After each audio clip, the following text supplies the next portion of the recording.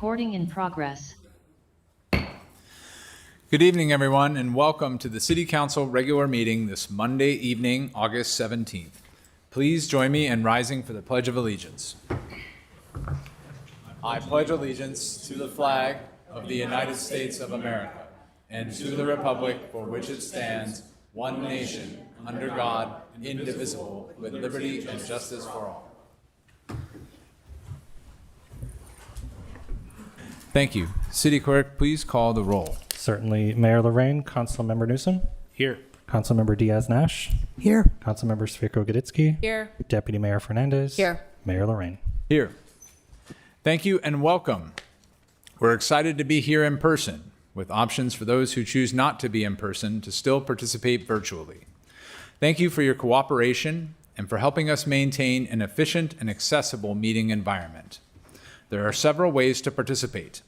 For those attending in person, you may complete a yellow request to speak slip and hand it to the city clerk. If you're participating remotely, use the raise your hand feature in Zoom and you'll be called on at the appropriate time. If you're calling in via phone, please press *9 to raise your hand. And when you're called upon, please press *6 to unmute. These options for public comment will remain available until I close public comment periods for each specific item. For members of the public who may be watching us on YouTube, if you wish to provide live public comment, please note that we don't currently have this feature available through YouTube. Instead, you should join the meeting through our Zoom webinar using the access information listed in our agenda, which is available on our website at cityofsanmateo.org. We'll begin with a ceremonial item. Item number 1 is an informational item from JobTrain. We have some folks from JobTrain in council chambers with us today. I'd like to invite Peter Hartzell, Chief Operating Officer, and Eric Colomer, Regional Director, to deliver a presentation to tell us here in San Mateo a bit more about JobTrain. Thank you very much, Mayor Lorraine and Deputy Mayor Fernandez, City Council members Nash and Svico-Goditsky and Newsom. And thank you, Manager Godzinski, for having us here this evening. JobTrain, many of you may already be familiar, but we've been in the San Mateo County for over 60 years, started by the gentleman here on the screen, Reverend Leon Sullivan, who founded this OCIW back in the 1960s. He was a dear friend of Martin Luther King, and together they focused on the idea of educating particularly Black community members for job readiness in the communities across the country. And many of those organizations that he founded are still in existence, just like JobTrain here in San Mateo County.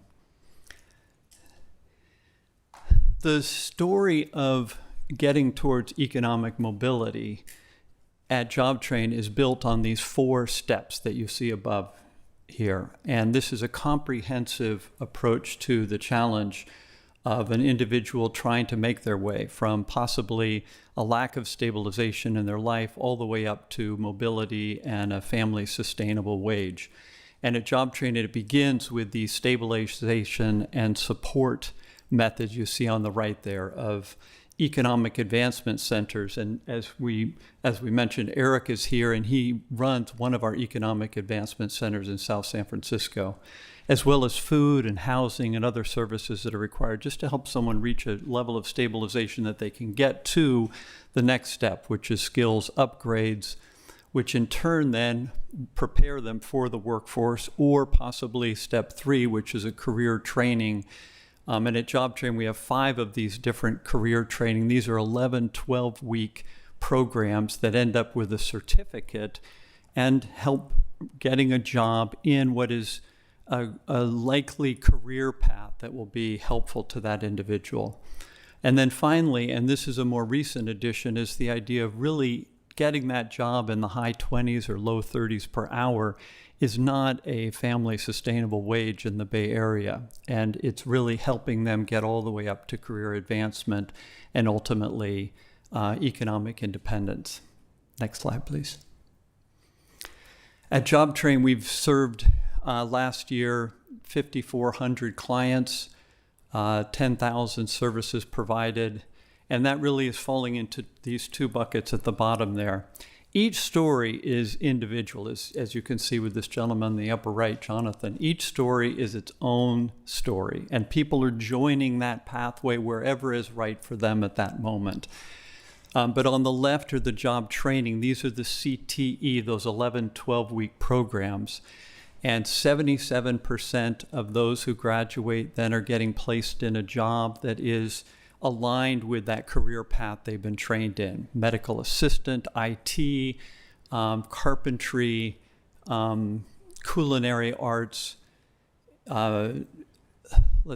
building, maintenance, HVAC, all of which are the beginning of a potential good career path. On the right then is what's happening at Eric Center in South San Francisco and others around the San Mateo County, which is taking anyone who walks through the door and giving them some support, listening to their story, helping them begin to take the steps necessary that they choose to take.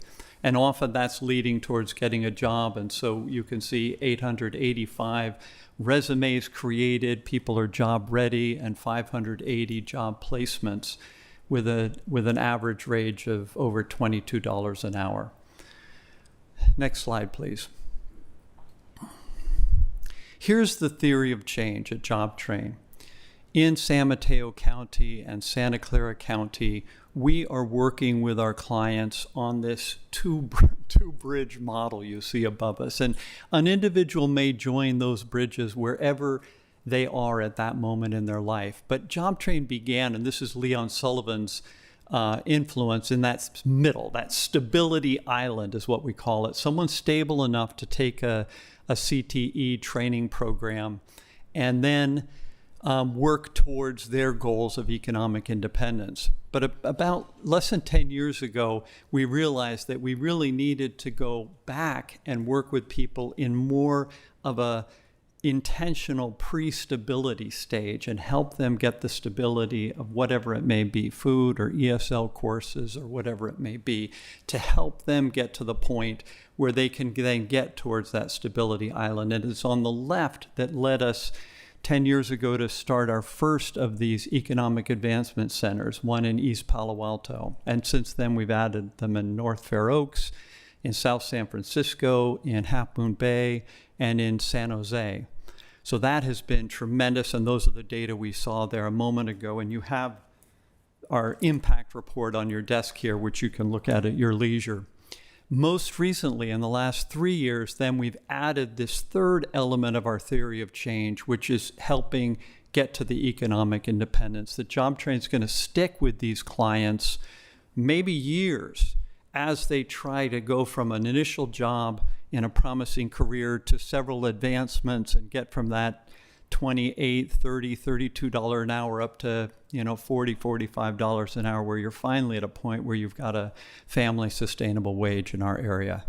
To do that, we've realized it's not just about the job or even the career. It has all these other elements: household stability, well-being, financial management, education, maybe college career paths. So it's that package that represents what JobTrain's trying to put in place, building on its success for 60 years for the community across San Mateo County. Next slide. And here's kind of the geographic story. Our headquarters in East Menlo Park in Bellhaven. We have career centers you can see there I've mentioned. We also have a property management program over in Oakland.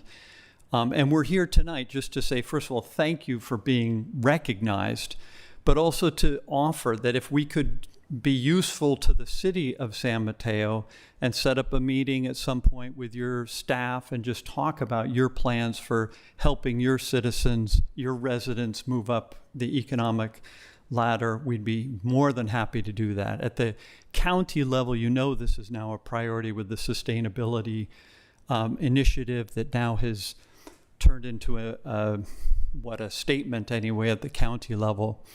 And so we're happy to play that role if we can be useful. I'd like to just conclude by mentioning that there are two people in the audience here who've asked to speak on behalf of JobTrain. And so first I'd like to introduce Rick Bonilla, please, to speak for a minute or two, and then we'll go to Angela Taylor. Thank you, Peter. You all know me. I'm a retired union carpenter. This is 50 years since I joined the Carpenters Union this year, last month. The training is the difference. The opportunities that I got from being trained and given the confidence, knowing there's a plan, that you can talk to somebody and there's skill. There are ways to do it. I ended up, from the training these people provide, I didn't have that, I had other training, but from the training they're providing, which gives people the needed start, doing all the things I've done in my life.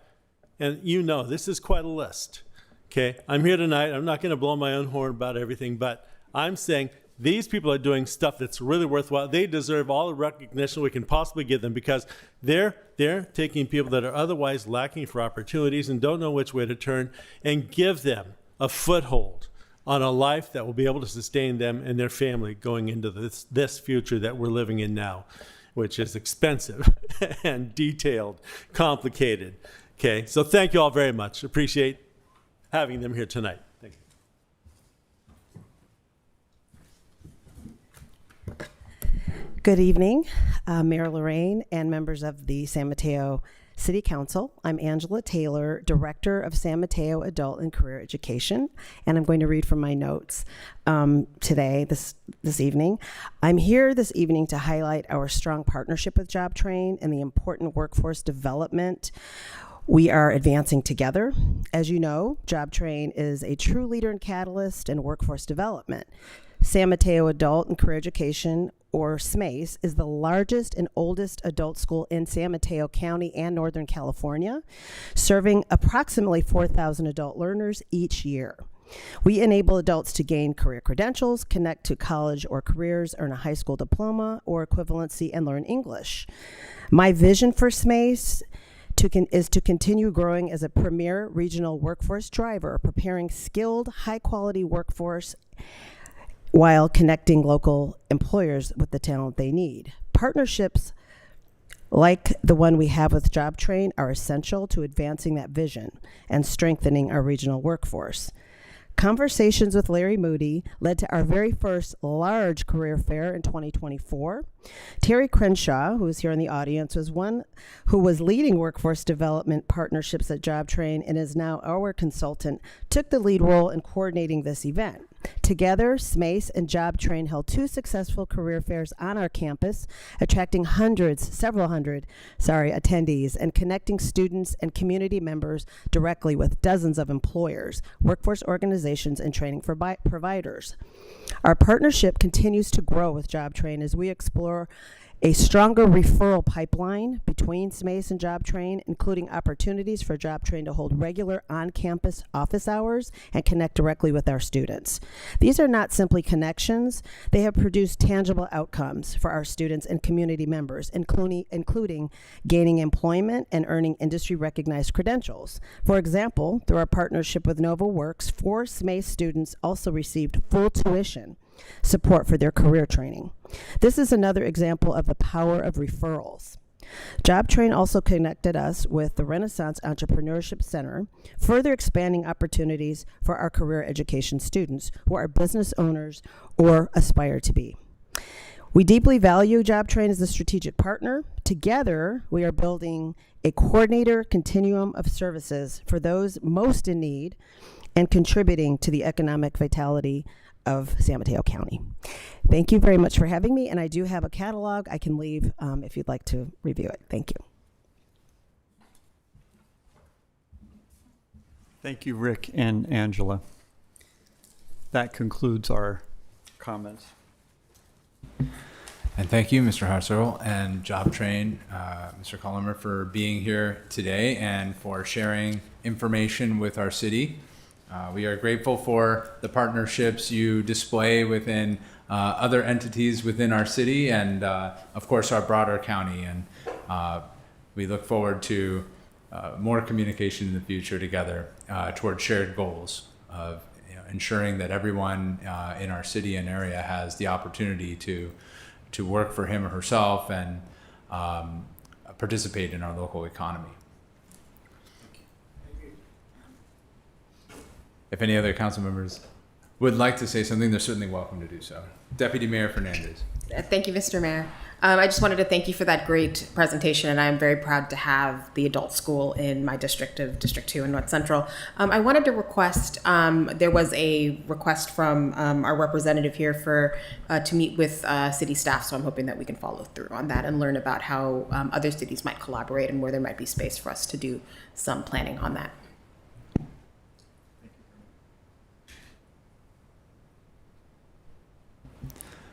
Excellent.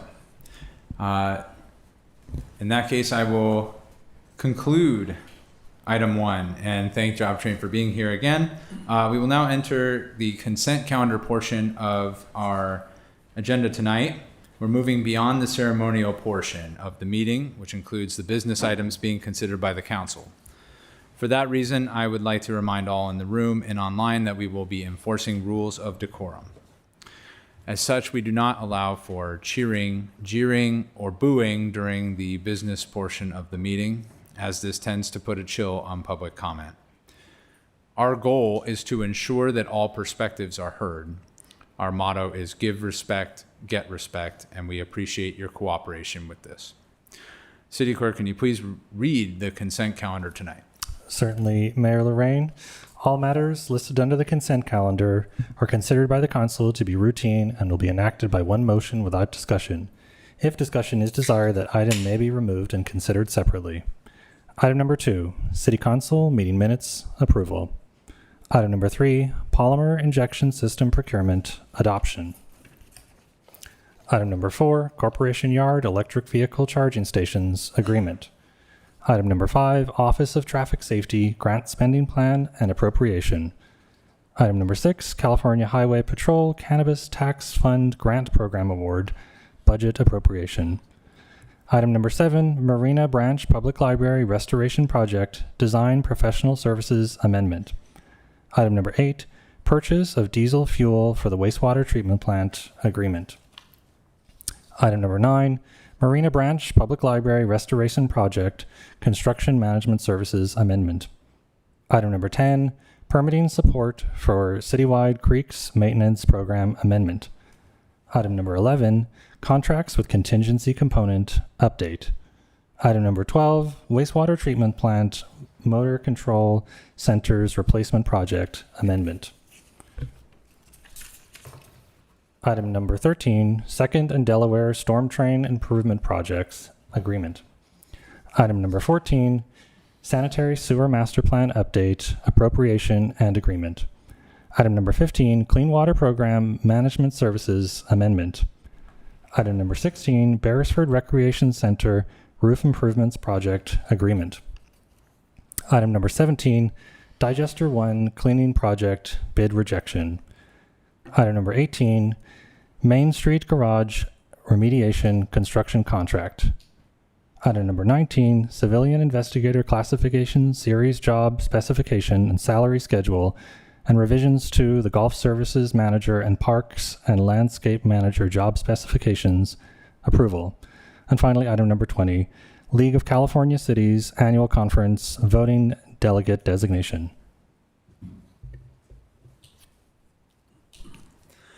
Thank you, City Clerk. Are there any members of the council who would like to pull an item from the consent I calendar? don't want to pull an item, but I do want to make a comment at the end. Okay, that sounds fine. Thank you for the heads up. Anyone else? I am seeing none. If any members of the public wish to comment on any consent calendar item that was just read by the city clerk, now is the time to do so. This would be for consent calendar items only. And I believe the city clerk may have something he may wish to remark upon that. Certainly, Mayor Lorraine, just a brief note before we welcome public comment, just an announcement for the room and for individuals in our virtual environment. Please consider this your first warning. We welcome speakers providing public comment, but please be advised this is a limited public forum. As such, speakers must stay on topic if speaking to a particular agenda item, and if speaking during general public comment, they must address matters within the subject matter jurisdiction of the city. If speakers fail to follow these rules, they will be warned, and if they continue to disregard our rules, their opportunity to speak will be ended. That being said, for the consent calendar items, if you wish to speak on any items and you have not provided me with a request to speak slip, please do so at this time. We will be closing the request to speak period momentarily. If you are in our virtual environment, please raise your hand now. We will be calling the name of our final speaker. At this time, we will begin with our in-person request to speak. We have a total of 3 requests to speak. Excuse me. So to clarify for our individuals in the virtual environment, this is for consent calendar items only. Please leave your hand raised if you wish to speak. So we'll begin with we have 3 requests to speak. Our first speaker will be Rick Bonilla, and we'll move to our virtual environment where our final speaker will be Judy. Thank you very much, Mr. Clerk. In reading the consent calendar, I can't describe it. Anyway, item 7, the Marina Library. I have a question. How did we get so far off? How did the soils testing fail to show that there was going to be so much additional work necessary? An amendment, by the way, is a new word for a change order, which I know got a bad reputation quite a while ago. It means that something went wrong. Soils tests weren't done correctly. Much extra work is necessary to be able to properly execute this project and come out with what we need in the end, a functioning library. Representative Mullen gave us money for this thing 3 years ago when I was on the council. And here we are now looking at a problem that I think if it were really up to me, I would stop the project until we get answers to why we're here. This is outrageous. The change order that's requested here is crazy. The time this has gone on, the lack of professionalism, in my opinion, and I come from this field. If I was running that job, it would have been way different. Can somebody please address that? Thank you. Can I have your speaker slip, Rick? We will now move to our virtual environment where our first speaker will be Mike Swire. Mike, please go ahead and unmute your microphone. Yeah, hi, can you hear me? Yes, we can. Hello? Awesome. Thanks so much, Council, for all your service. Thanks to our staff, too. 2 quick comments on different items. First of all, I applaud the city going out and getting the traffic safety grant from the state to increase enforcement on our streets. If you look online, you will see dozens of people complaining about the anarchy on our streets, and it's basically lawless out there. And I don't fault the PD. They do the best they can with limited resources they have. But I really think that we need to devote more money on a regular basis, not just ad hoc, as the grant, I think, funds, and an ongoing commitment to preventing traffic violence and making sure that there are more traffic cops on our street. I'm not sure if that's more money for the PD or reallocation of existing resources, but we need more cops out there as soon as possible. Second of all, there's an item where we're spending, I think, $1.6 million to fix one of our parking garages. We heard a couple months ago that most of our parking garages are severely underutilized and certainly not making money. Not that that's the objective, but again, I think that we need to do an audit of our existing downtown parking facilities.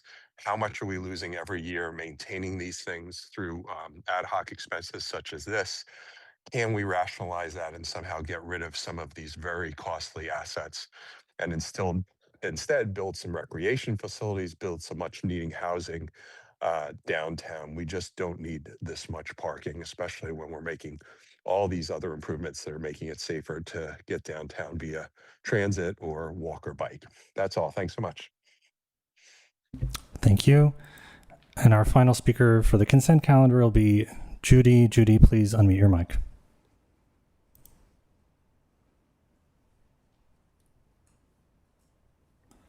Judy, Can you hear me? Yes, we can hear you.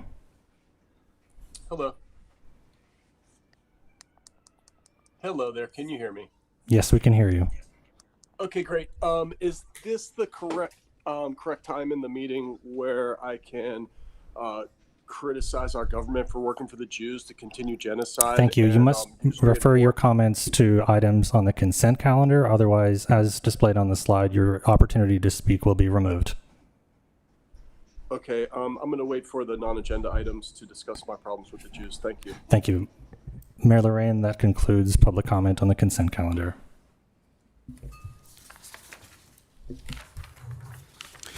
Thank you. And just before we continue, I do just wish to add on to this that we in the city of San Mateo condemn hateful, anti-Semitic, Islamophobic, and racist speech in the strongest possible terms. At a time of rising anti-Semitism and hate speech, we do not stand for it. Hate speech can have real consequences.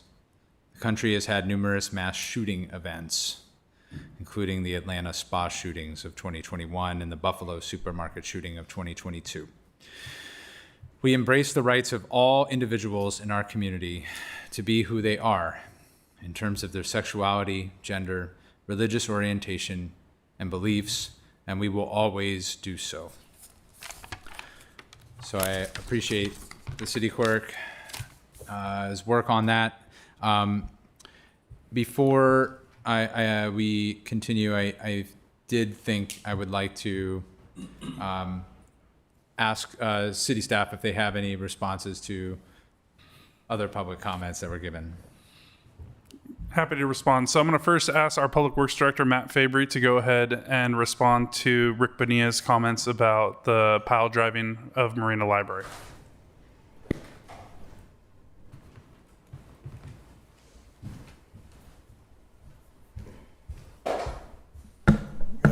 Good evening, Council.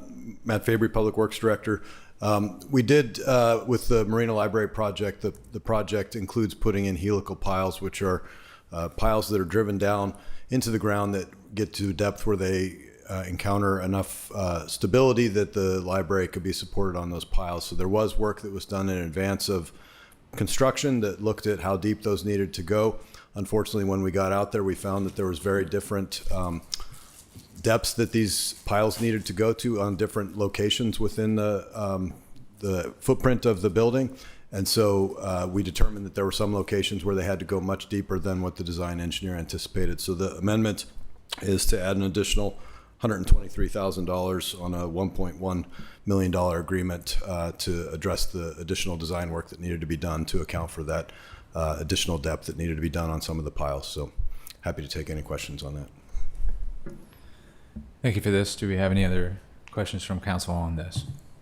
Okay. Thank you for that. Yes, City Manager, anything else? Yeah, and happy to respond to the comments from commenter Mike Swire this evening just about our downtown parking. The city is actually embarking on a study of its downtown parking, specifically what the speaker was actually highlighting overall the usage of downtown parking and also just the future of our downtown parking garages. So I just wanted to let you know that'll be underway in the next few months. And we'll be coming to council probably early next year on that item. Excellent. Thank you.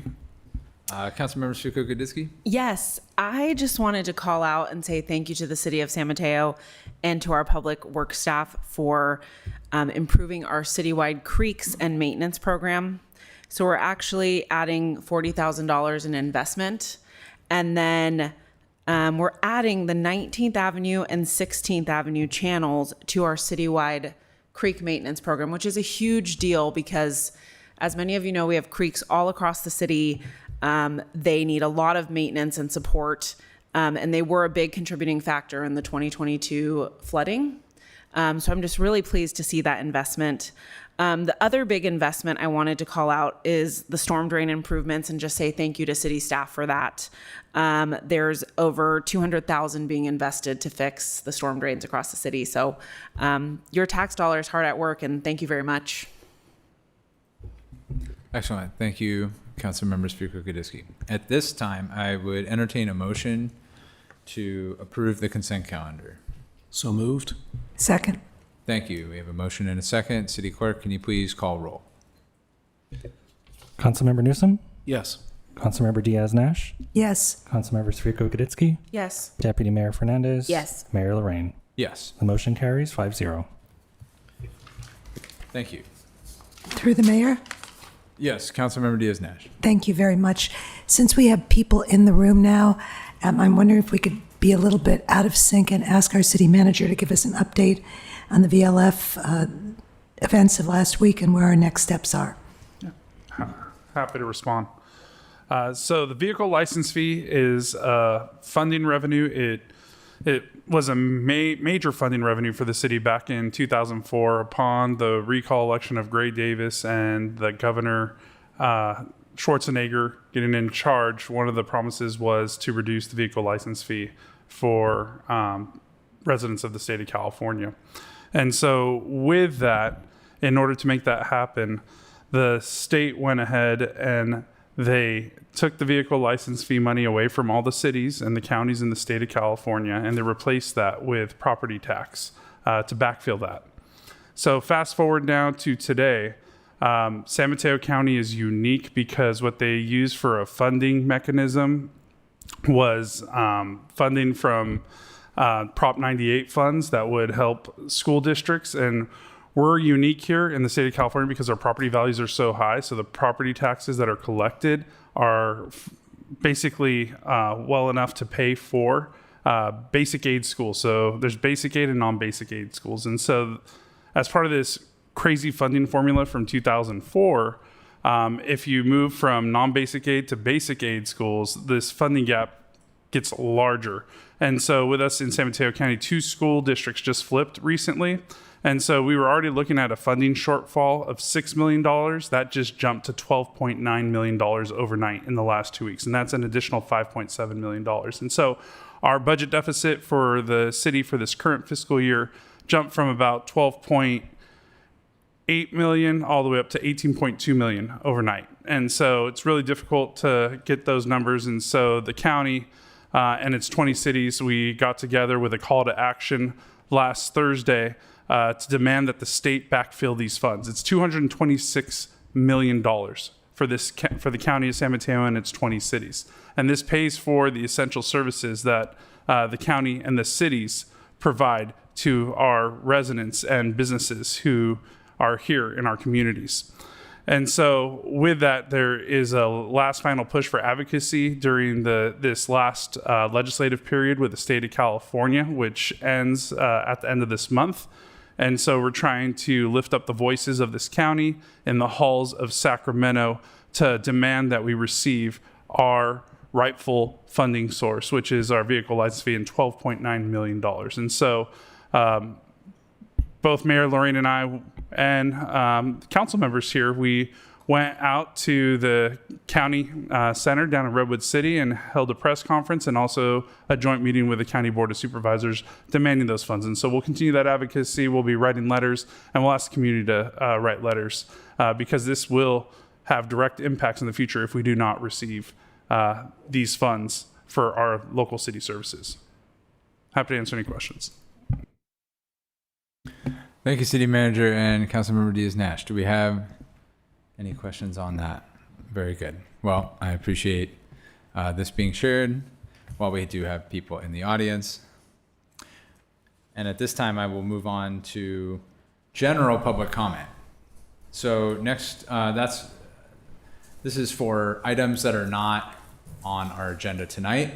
If anyone in the room or on Zoom has public comment to give, you may address the City Council at this time. State law prevents council from taking action on any matter not on the agenda. Your comments, however, may be referred to staff for follow-up. This public comment section is generally limited to a total of 15 minutes. However, that is subject to council's discretion and can be extended if council wishes to do so. If needed, an opportunity for additional public comment may also be provided later in the agenda. And I'll just indicate what's behind me right now as a reminder. So City Clerk, can you please tally the total number of requests to speak on general public comment? Certainly. And just to reiterate, we welcome speakers providing public comment, but please be advised this is a limited public forum. As such, speakers must stay on topic if speaking to a particular agenda item. And if speaking during general public comment, they must address matters within the subject matter jurisdiction of the city. If speakers fail to follow these rules, they will be warned, and if they continue to disregard our rules, their opportunity to speak will be ended. That being said, we will now accept requests to speak. If you're in person and you wish to speak on general public comment, any items not on the agenda, please provide me with a request to speak slip. If you're in a virtual environment, please raise your hand. We'll give just a moment to do so. Seeing no additional requests to speak, We will have a total of 3 requests to speak, 2 in person, and our final speaker will be Judy. We will begin with request to speak in person. If I call your name, if you could please come up to the podium. And if you're waiting to speak, please line up to my right. Our first speaker will be Michael Sevilla, followed by Mary Cravallo.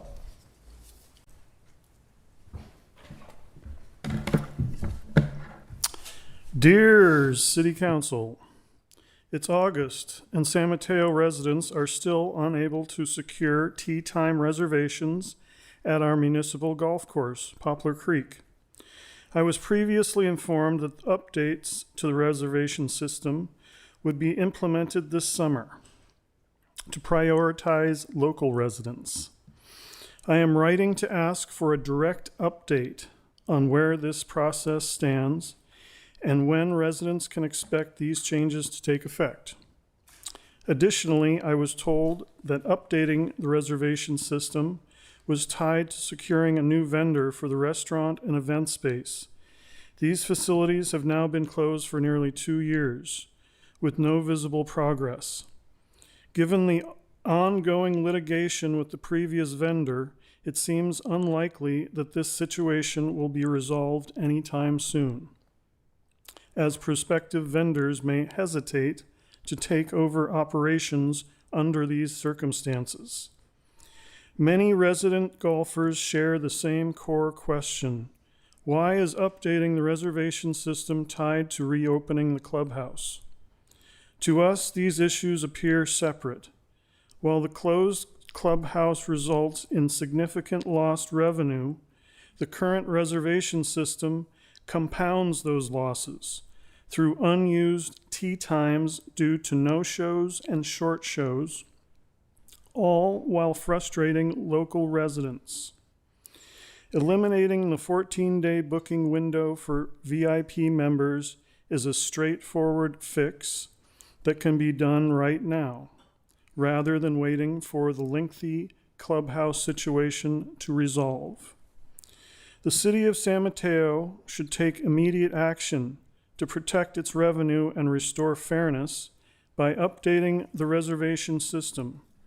Furthermore, I urge the city to ensure that future leadership over municipal facilities strictly adheres to the rules and regulations outlined in the municipal code and the city charter. Based on my research, the current VIP membership reservation structure raises serious concerns regarding compliance and fairness. This is a petition that I've been filling up. We have hundreds of signatures here, all from San Mateo golfers who don't like this system and would like it changed. Please help.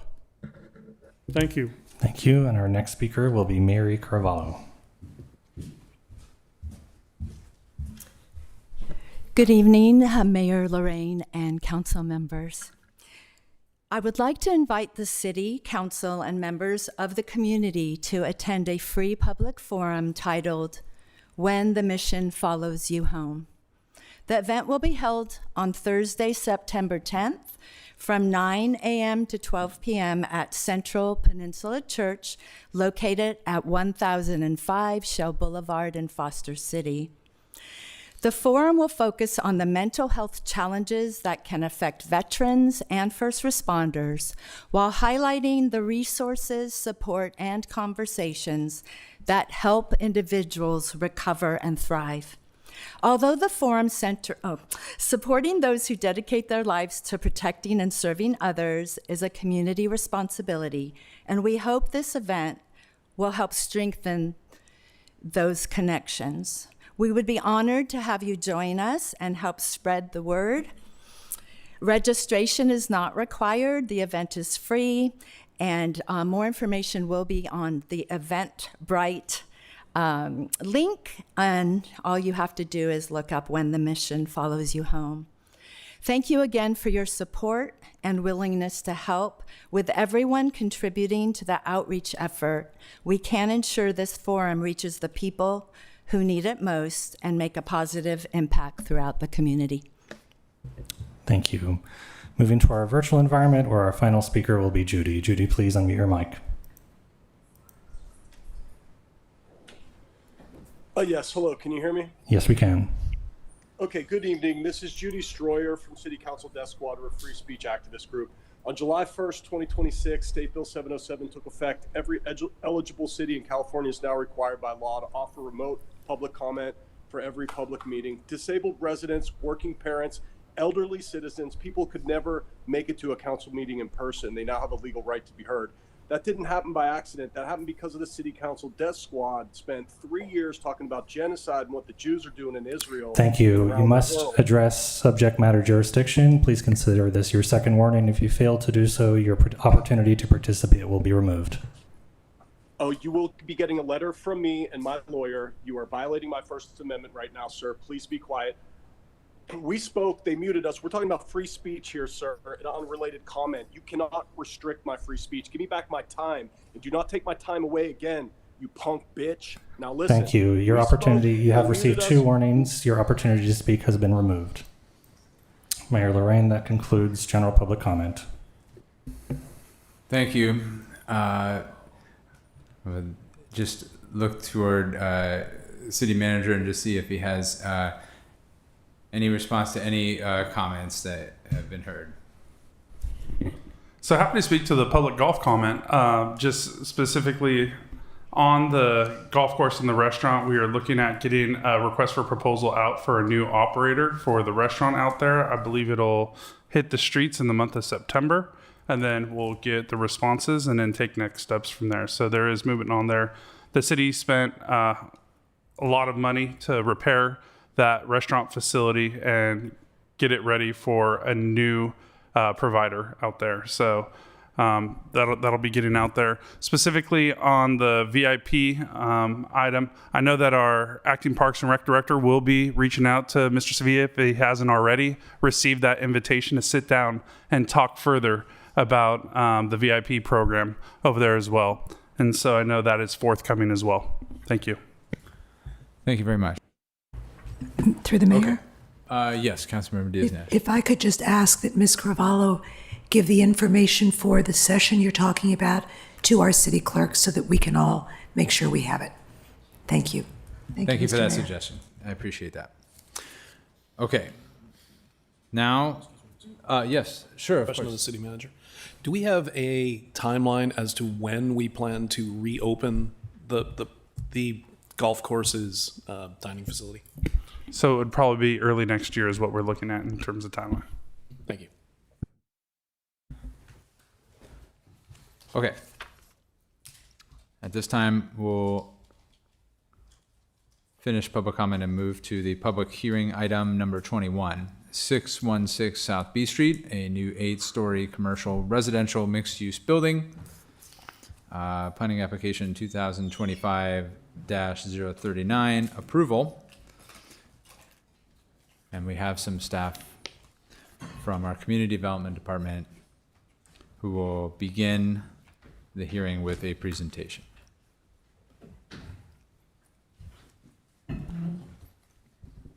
Elizabeth Gagliardi, Associate Planner, good evening and welcome. Thanks, Mayor Lorraine, and thank you, City Council. Good evening, everyone. I'm Liz Gagliardi, Associate Planner with the Community Development Department, and I will be giving tonight's staff presentation for this item, which is for a proposed 8-story mixed-use commercial and residential building located at 616 South B Street, also referred to as Nazareth Vista. So just a quick overview before I dive into the presentation. First, I will cover some background on the project, then move into a code and policy review, wrapping up with a summary of public notice and the staff recommendation for project approval. So starting with some project history, this application began with a preliminary application under the Housing Crisis Act, or Senate Bill 330, initially filed on March 28th, 2025. Then the applicant held their required neighborhood meeting, followed shortly thereafter with a submittal of their formal planning application on June 20th, 2025. Since the initial submittal, the project has been reviewed by city staff and refined by the applicant to ensure compliance with applicable local codes and state laws. And this project is exempt from CEQA under the Class 32 infill exemption, which I'll provide a bit more context on later on. So before diving into the current application tonight, I just wanted to provide some context here to highlight that this application does follow a prior project approval made by the same applicant for a similar scope of work, which was initially approved in December 2023 and expired December of last year. So this chart shows the comparison between the prior application and the current application, which has taken advantage of increased height and density. And happy to come back to this if we'd like to look at that some more. And this slide just shows a comparison between the prior expired application on the left and the current proposed design on the right. This map shows the project location highlighted in blue, which as you can see is south of downtown San Mateo and the downtown Caltrain station. Also nearby is Central Park, which you can see highlighted in green. This slide shows more of a 3D aerial view of the project site and the surrounding neighborhood, including some surrounding mixed-use commercial and multifamily residential buildings. Here's a closer look at the existing site from street level. There are two existing one-story commercial buildings, currently Kelly Moore Paints and Tap Plastics, which are proposed to be demolished. And this slide shows the project location, also highlighted in blue, in context with some current and recently approved development projects, since there's a lot going on downtown. Happy to come back to this if we want to revisit the context of that some more as well. So now that we have a sense of the project location, I'll dive into what is proposed. As mentioned before, this is for an 8-story mixed-use commercial and residential building with ground floor commercial space oriented along South B Street. There are 94 residential units proposed on floors 4 through 8. And for parking, there are 113 stalls proposed within an internal parking garage on floors 1 through 3. This chart shows some more detail for how the 94 units are broken up. The project includes a mix of studio, 1-bedroom, and 2-bedroom units. And of the 94 units, 84 will be market rate and 10 will be affordable at the very low income level. And all of the units are proposed for rent. This shows highlighted some of the project areas. So in orange here, you'll see the commercial retail area along South B Street, as well as the trash collection and loading zone on 6th Avenue, as well as 2 arrows pointing to the different parking garage entrances, one off of 7th Avenue for the residential parking garage entrance, and then on 6th Avenue, an access point for the commercial and visitor parking.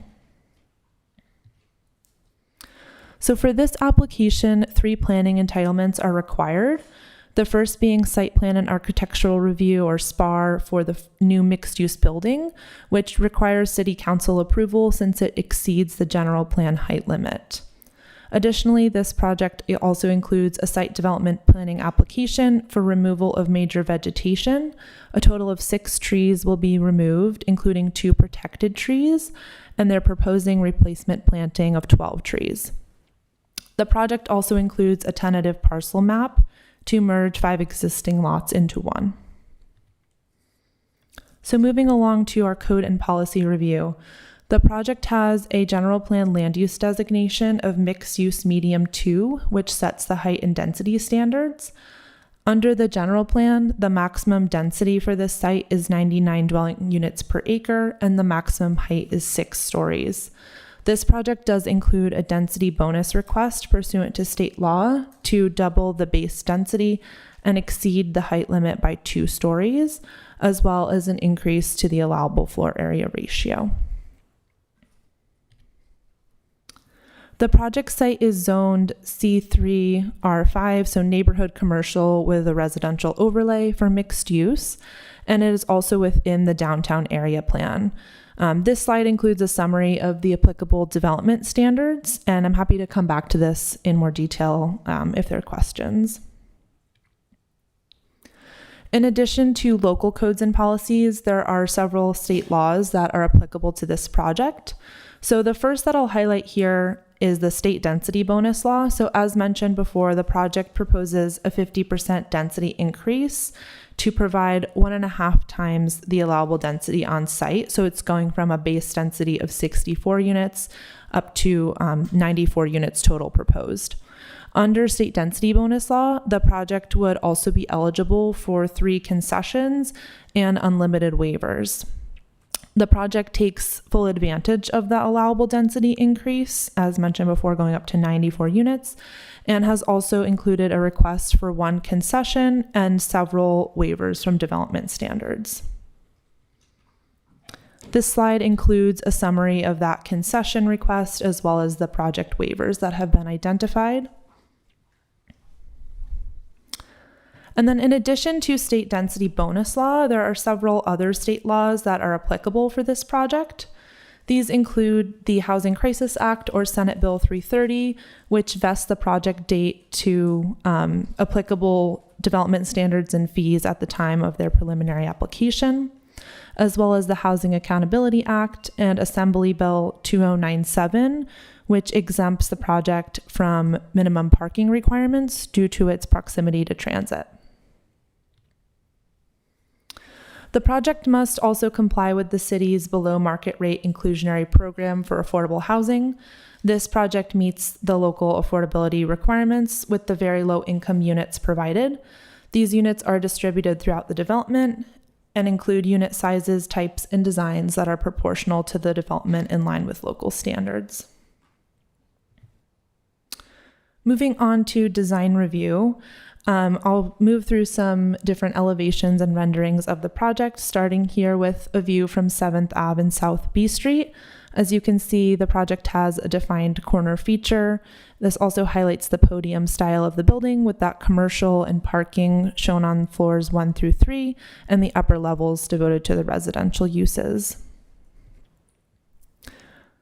This view from South B Street looking out towards 6th Avenue shows the building in relation to the existing mixed-use building across the street. Here's a view from 6th Avenue. As you can see, this includes the garage entry for the retail and visitor parking. Another view from 6th Avenue and South B Street, just looking out a little bit for the full project view. Here we see the project viewed from South B Street looking out towards 7th Avenue. A closer view from 7th Avenue towards South B Street. This includes the vehicle entrance for the residential parking there off of 7th Ave. And here's a rear elevation showing kind of a bird's eye view from 7th Avenue. As you can see here, there's a residential amenity deck proposed along the 4th floor and a step back provided there as well. Here's a conceptual rendering with a closer view of that residential amenity deck. And this site plan of the ground floor just highlights again where that retail area is proposed along South B Street, with the parking oriented towards the interior or the back of the project. And again, just a view of the elevation looking at the project from South B Street. As you can see, the retail is clearly defined on the ground floor with the residential units distinguished in design above. The next aspect of the code and policy review I wanted to highlight here is related to the Transportation Impact Analysis, or TIA, which was prepared for this project by Hexagon Transportation Consultants and peer-reviewed by city staff and consultants. This includes 3 kind of aspects of the TIA, starting with vehicle miles traveled, or VMT analysis. No impact was found for VMT since this project meets screening criteria for an exemption from a detailed VMT analysis under CEQA. Next, we looked at level of service, or LOS, and the project was found to have no adverse effects. since study intersections that were looked at would operate at an acceptable level of service under the existing opening year and cumulative conditions.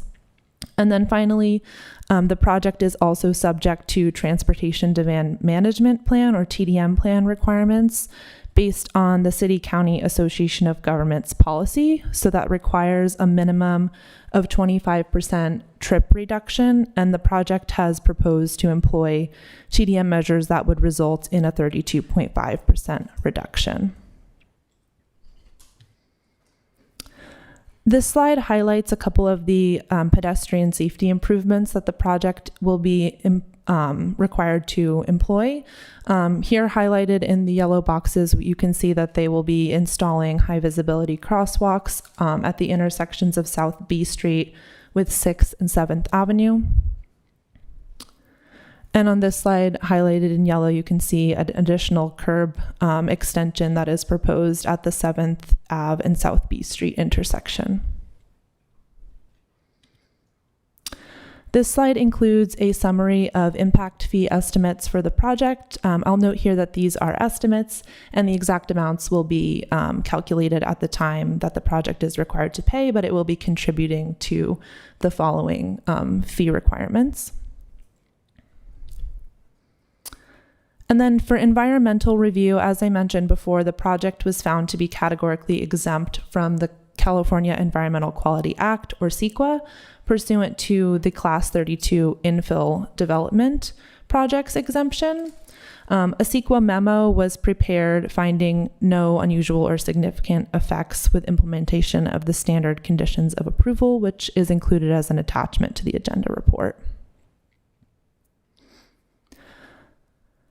On July 9th, 2026, the Planning Commission heard this project and provided a recommendation by a unanimous vote to the City Council for approval. They did include an added condition of approval to incorporate recommendations from the city's retail consultant, although they did specifically remove a recommendation to require additional retail ceiling height on the ground floor, as this would be difficult to achieve with the current project design without major changes. This slide shows a summary of those retail space recommendations, which have been incorporated into that condition of approval, with the exception of the retail ceiling heights. And finally, public notice requirements for this project have been met in advance of tonight's hearing, with required mailed notices and publication in the newspaper, all going out 10 days in advance of the hearing. Additional notice was provided in the e-newsletter for the Planning Division and to our interested parties list. Finally, staff have noted a couple of minor modifications to the conditions of approval for this project, which are shown here on this slide. The first being minor cleanup to remove some template language from condition number 7 for commercial linkage fee clarification. Next is a modification to condition number 41, which addresses mixed-use parking garage security. And this modification would remove overly restrictive language related to business operation hours for the commercial component of the project. And then the final modification proposed is to condition number 100 for video surveillance standards, also a security measure, and similarly would modify the language to remove overly prescriptive language, instead replacing that with a requirement that video surveillance systems be designed to meet industry standards. And these have also been reviewed by the city's police department for concurrence. So with that, that takes me to our staff recommendation, which is up here on the slide, to adopt the resolution as shown here and to incorporate the recommended condition modifications. That concludes my presentation. Happy to revisit any slides or answer questions as needed. Thank you. Thank you for that presentation. I understand at this time we may have a presentation separately from the applicant. If so, we can go ahead with that at this time. Thank you.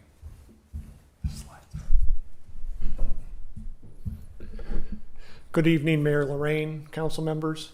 My name is Evan Sokolowski with ArcTech. We are the designers and architects of the project. Excited to be here in front of you today with a housing project and a project that's taken us a while to get to this point. So I will go through this presentation relatively quickly because Liz did a great job of outlining many of the key aspects of the project. So next slide. A little bit about Nazareth Enterprises. They're a local developer headquartered here in San Mateo doing commercial, residential, and retail throughout Northern California. They currently have 2 other mixed-use projects in San Mateo, Nazareth Plaza and Terrace, in fact, adjacent right to the new project. And this will be the 3rd large project in San Mateo. Project site, I think we all know that. Again, I think a lot of this was covered by Liz's presentation. We did have a chance to significantly increase the density of this project, was really the goal when the opportunity presented itself. And as Liz noted, we actually did this project before, but this is one of the reasons that Measure T is so successful. We had done the project. The client had decided to move towards construction of that project. When Measure T was approved, made the decision to go back through the process to provide the city and provide a better project to the community of San Mateo. And it allowed us to make changes that gave 46 additional units to the project. Again, just the site plan. As noted, we have 2 separate garage entries, so we're separating those 2 uses with the visitor retail on the right and taking your parking up above for the residential on 7th Avenue. Floor plans, one of the unique features of this project, also made available through the increased densities and height of the new general plan, is it allowed us to bring the parking above grade, and we worked very closely with staff to make sure that parking garage does not look like a parking garage. Next slide. And just to flip through here, as noted, there's a significant amenity space on the 4th level, as well as a community room. So we look to create some very nice spaces for our residents. And just moving up, and we can kind of shift to some of the renderings. So as noted, this is the view from 7th and B Street. One of the things that we take pride in is if I look at this building, I don't necessarily see a parking garage. I see a nice building with a strong base and residential above, and we thought that was very important to make sure what we were able to do read as a cohesive design. Flipping to the entry on the other side to the garage and still the frontage of retail. One of the other features you'll notice on this is although the building's 8 stories in these views, it looks like it's only 7. That's because we did step the top layer back, which not only gives some nice decks up on the 8th floor, but it also changes the massing of the building. And these are 2 of the entry features on the 2 ends on 6th and 7th Avenue. And views of the amenity deck. As Liz noted in her presentation, these are conceptual. During our planning commission hearing, public noted concerns about the TV. And as you see from here, it's located in a position that potentially there could be some visibility from neighboring buildings. We actually took that into account as we're developing the project in CDs, looking at changing the position of that TV so it faces back into our property and doesn't allow any of that concern. So we did want to listen to those comments that were made during the Planning Commission hearing. And this is just, again, looking at that deck. At these stages, those are some of the things, many features of the building we need to detail and design and work closely with staff for approval. That amenity deck is something that, because it's elevated, because it is a private use, it gives us a little more flexibility to respond to things as they come up later on. And so with that, open to any questions. Again, we're really excited to get to this point and looking for your approval. Munir is very excited to get this thing built, as it's been a long time in process. Thank you for that. At this time, I would open up the item to public comment. And so, City Clerk, please feel free to tally speakers for. Certainly, Mayor Lorraine, if you wish to speak on this item and you have not provided me with a request to speak slip, please do so now. They're available at the front of the chamber. We also have some directly outside. If you're in our virtual environment, please raise your hand now. We will be calling the name of our final speaker in just a few moments. Mayor Lorraine, we have 5 requests to speak, and our final speaker in our virtual environment will be Norman. Per council adopted rules and procedures, that'll set the timer at 3 minutes per speaker. If I call your name, if you could please approach the podium or line up to my right so that make sure we receive all of your comments expeditiously. Our first speaker will be Darren Clark, followed by Alquin and Haley Deza, and Richard Evan Sutton. Good evening, Mayor, Deputy Mayor, council members, staff. Great job, Liz. I want to share, my name is Darren Clark. I'm a field rep for the Carpenters Local 217 representing San Mateo County.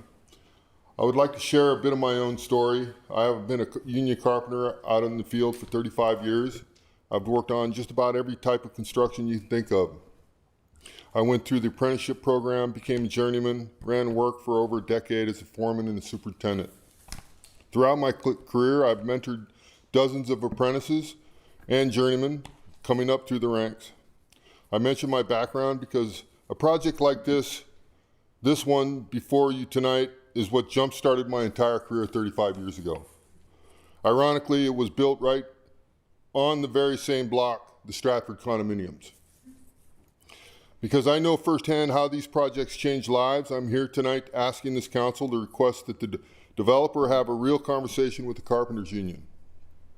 We want to ensure the selection of a responsible general contractor for this project, one that pays area standard wages, provides quality health care, hires locally, and supports state accredited apprenticeships. Local 217 represents over 2,000 members who live right here in San Mateo County. We pay taxes here, we vote here, we should be able to work here. The Carpenters have reached out multiple times to the applicant with no response back. Our ask tonight is simple. Please urge the applicant of this project to sit down, have a conversation with us, and commit to getting the job done right by using a responsible general contractor. Thank you for your time. Thank you. Our next speaker will be Alquin and Haley Deza. Yes.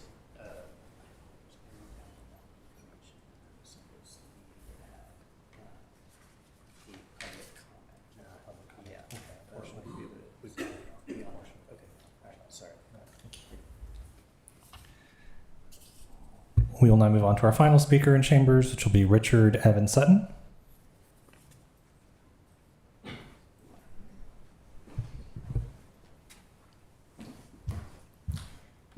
Good evening, Mayor Lorraine, council people, spectators.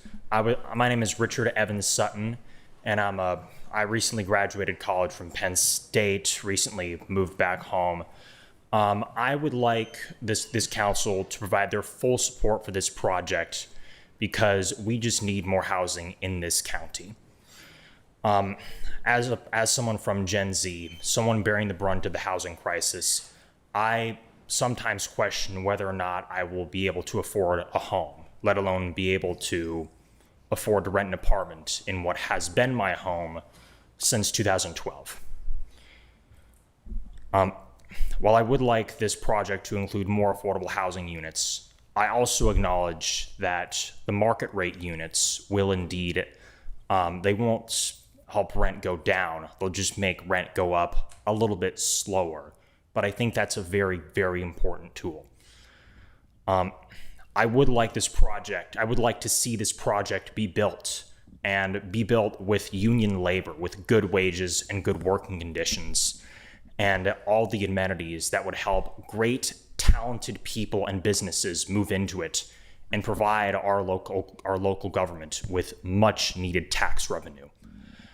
In addition, I would also like this council to consider even more projects to attract even more of these mixed-use projects that have been seen around the world and have proven to provide good urban environments for public transit, for community, and for people in general.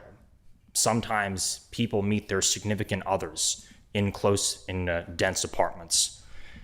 And it's for these reasons that I encourage the City Council to support this project unanimously as it stands. Thank you. Thank you. Moving to our virtual environment where our next speaker will be Mike Swire. Mike, please go ahead and unmute yourself. Yeah, hi, Council. Thank you so much for letting me speak. I support the project. I wanted to refer everybody to the excellent article that the Daily Journal had this week by Max Mautner on the negative impacts of our traditional parking mandates on many people's lives. This is a great project, even though it doesn't offer a zillion parking spaces for every single resident. The fact is, especially so close to transit, not everybody needs multiple cars in their lives. Just because light living doesn't align with everybody's lifestyle, it doesn't mean that everybody can't, or other people cannot enjoy it, and they should be able to find housing if they need it. There also seems to be a concern that maybe developers won't be able to fill the units, given that most people have a lot of cars. But I think developers, when they spend millions of dollars, are usually pretty smart, and they're not going to invest their money if they're not going to be able to fill the units. Again, many of these units are going towards lower income residents. Remember that many people in America cannot afford the $50,000 price of a car. There are existing census tracts downtown where the average cars per household is already around 1. So this project will fit right in. It's right near Caltrains, and there's hundreds of local businesses there. If we want less traffic, we want fewer cars on the road, not more. If we want people to shop and play in downtown San Mateo, we want them to be right there and not be driving elsewhere. Finally, I want to praise the applicant for their commitment to the youth of San Mateo. I believe that Nazareth's the same company that owns and operates the Ice Oasis and the Bridgepoint Shopping Center. Ice Oasis hosts the San Mateo Black Stars Hockey Club, the last surviving youth hockey program in San Mateo County. I doubt they make much, if any, money operating the rink on such valuable land. Munir and family have consistently impressed me with their commitment to the youth recreation in the city. Please approve the project and allow us to add more housing capacity without clogging our roads with more car traffic. Thank you. Thank you. And our final speaker will be Norman. Norman, please go ahead and unmute your mic. Thank you. I am a resident of the Gramercy, and despite some initial misgivings, I support this project because it will make our immediate neighborhood more attractive, and especially because it will supply badly needed community housing. Since my primary concern had been pedestrian safety, I had paid less attention to the 4th floor outside terrace or amenity deck. Though I realized that tenants would congregate and socialize there, I assumed that excess noise would be mitigated because we had responsible owners and the ensuing acoustic analysis. It was only quite recently that my and some other people's view of the conceptualized drawing of this very large big screen terrace TV alarmed us, as well as a number of my neighbors, and we had previously not fully appreciated the possibility that excessive noise might emanate from this terrace and adversely impact a number of residents in the area. This could easily affect people in private outdoor common areas, balconies, patios, and those with open windows closed off, as well as nearby closed off interior spaces, especially coming from the 4th floor rather than ground level. The problem, in my opinion, is that just depending on the city's general noise ordinance may very well be insufficient in these circumstances, as a continuous 60 decibels till 10 p.m. and then 55 decibels afterwards can still be quite intrusive. I can visualize, for example, a situation where possibly Sunday, Monday, or Thursday night football is on with cheering spectators, and I don't believe it is to anyone's advantage, neither neighbors nor building management, to have future ongoing disagreements over noise levels. Social interaction on the terrace is one thing, but a big screen TV is another. And I feel it is unnecessary to be in that outside location, especially because it could be placed in the community room. So I would request, because it can potentially negatively affect many nearby residents, I would request that a ban on an outdoor terrace TV be a condition of approval.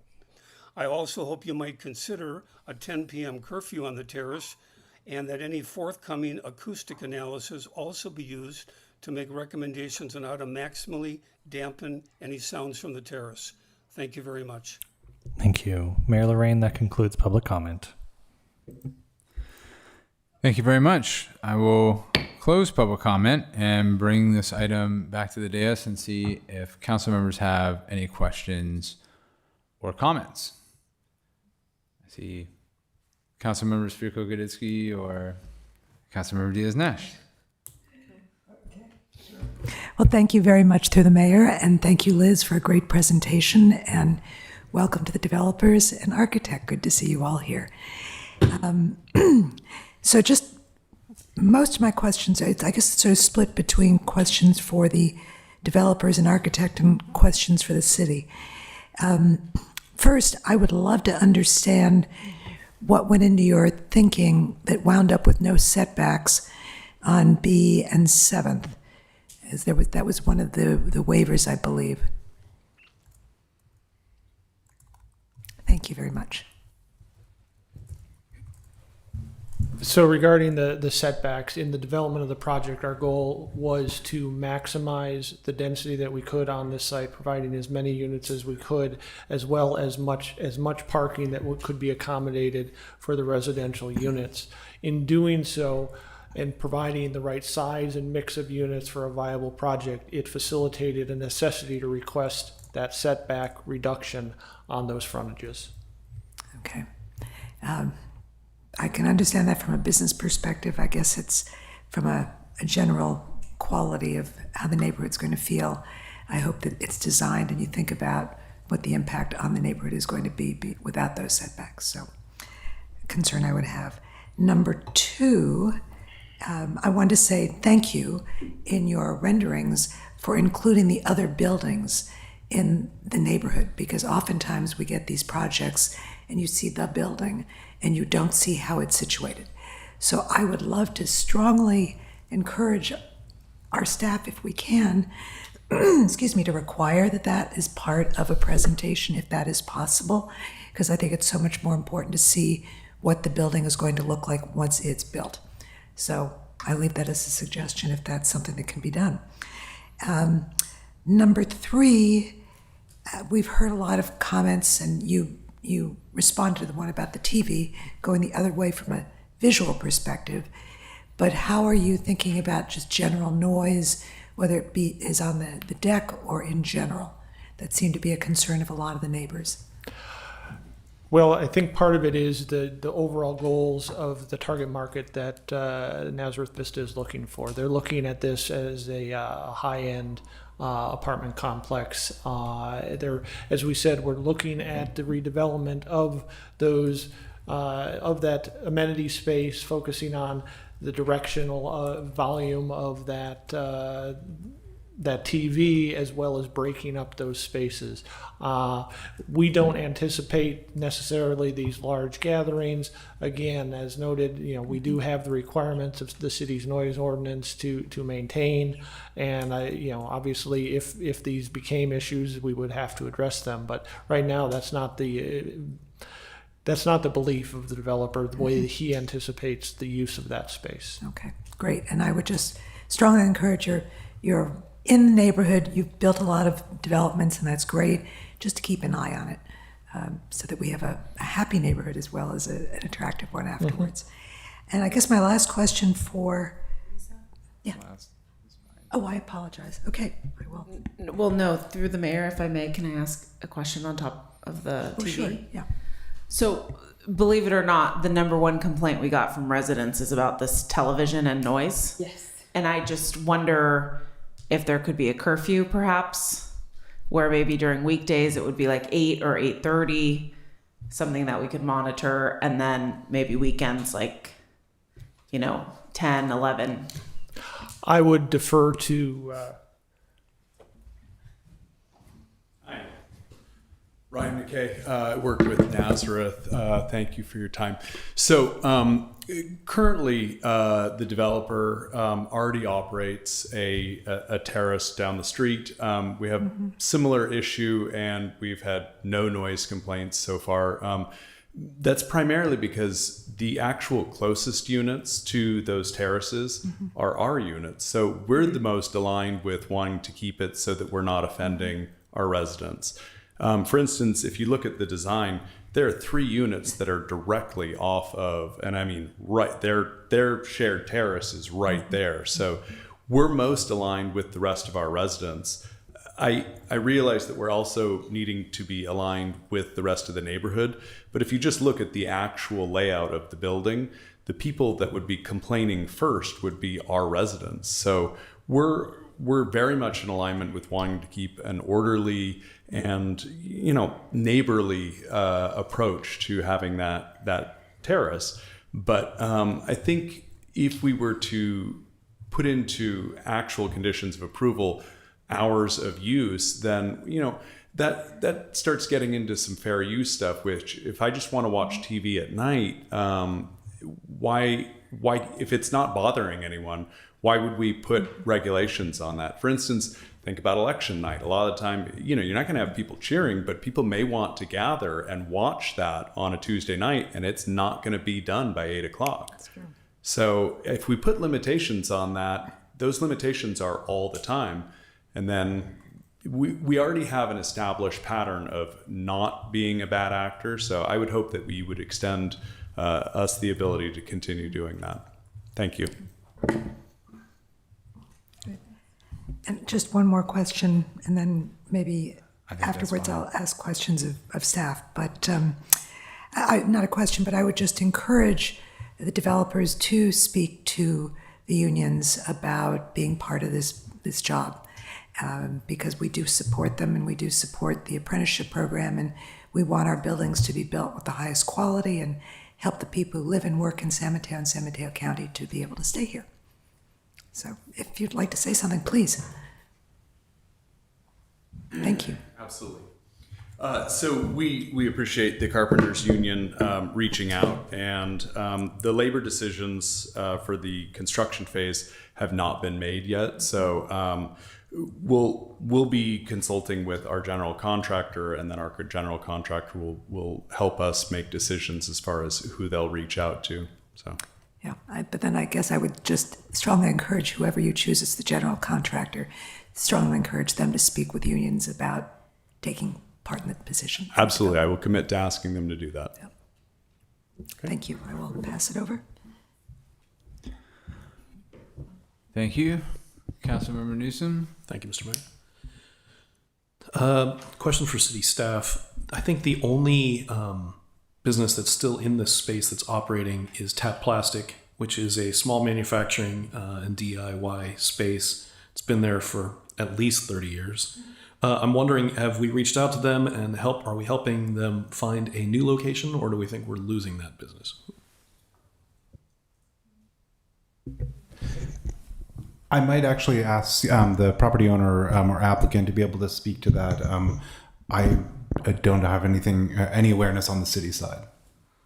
Okay. Well, if we aren't, I guess I would just ask that we would try to approach them. There are many opportunities within San Mateo, and we'd obviously like to keep a small business that's been there a long time in our city.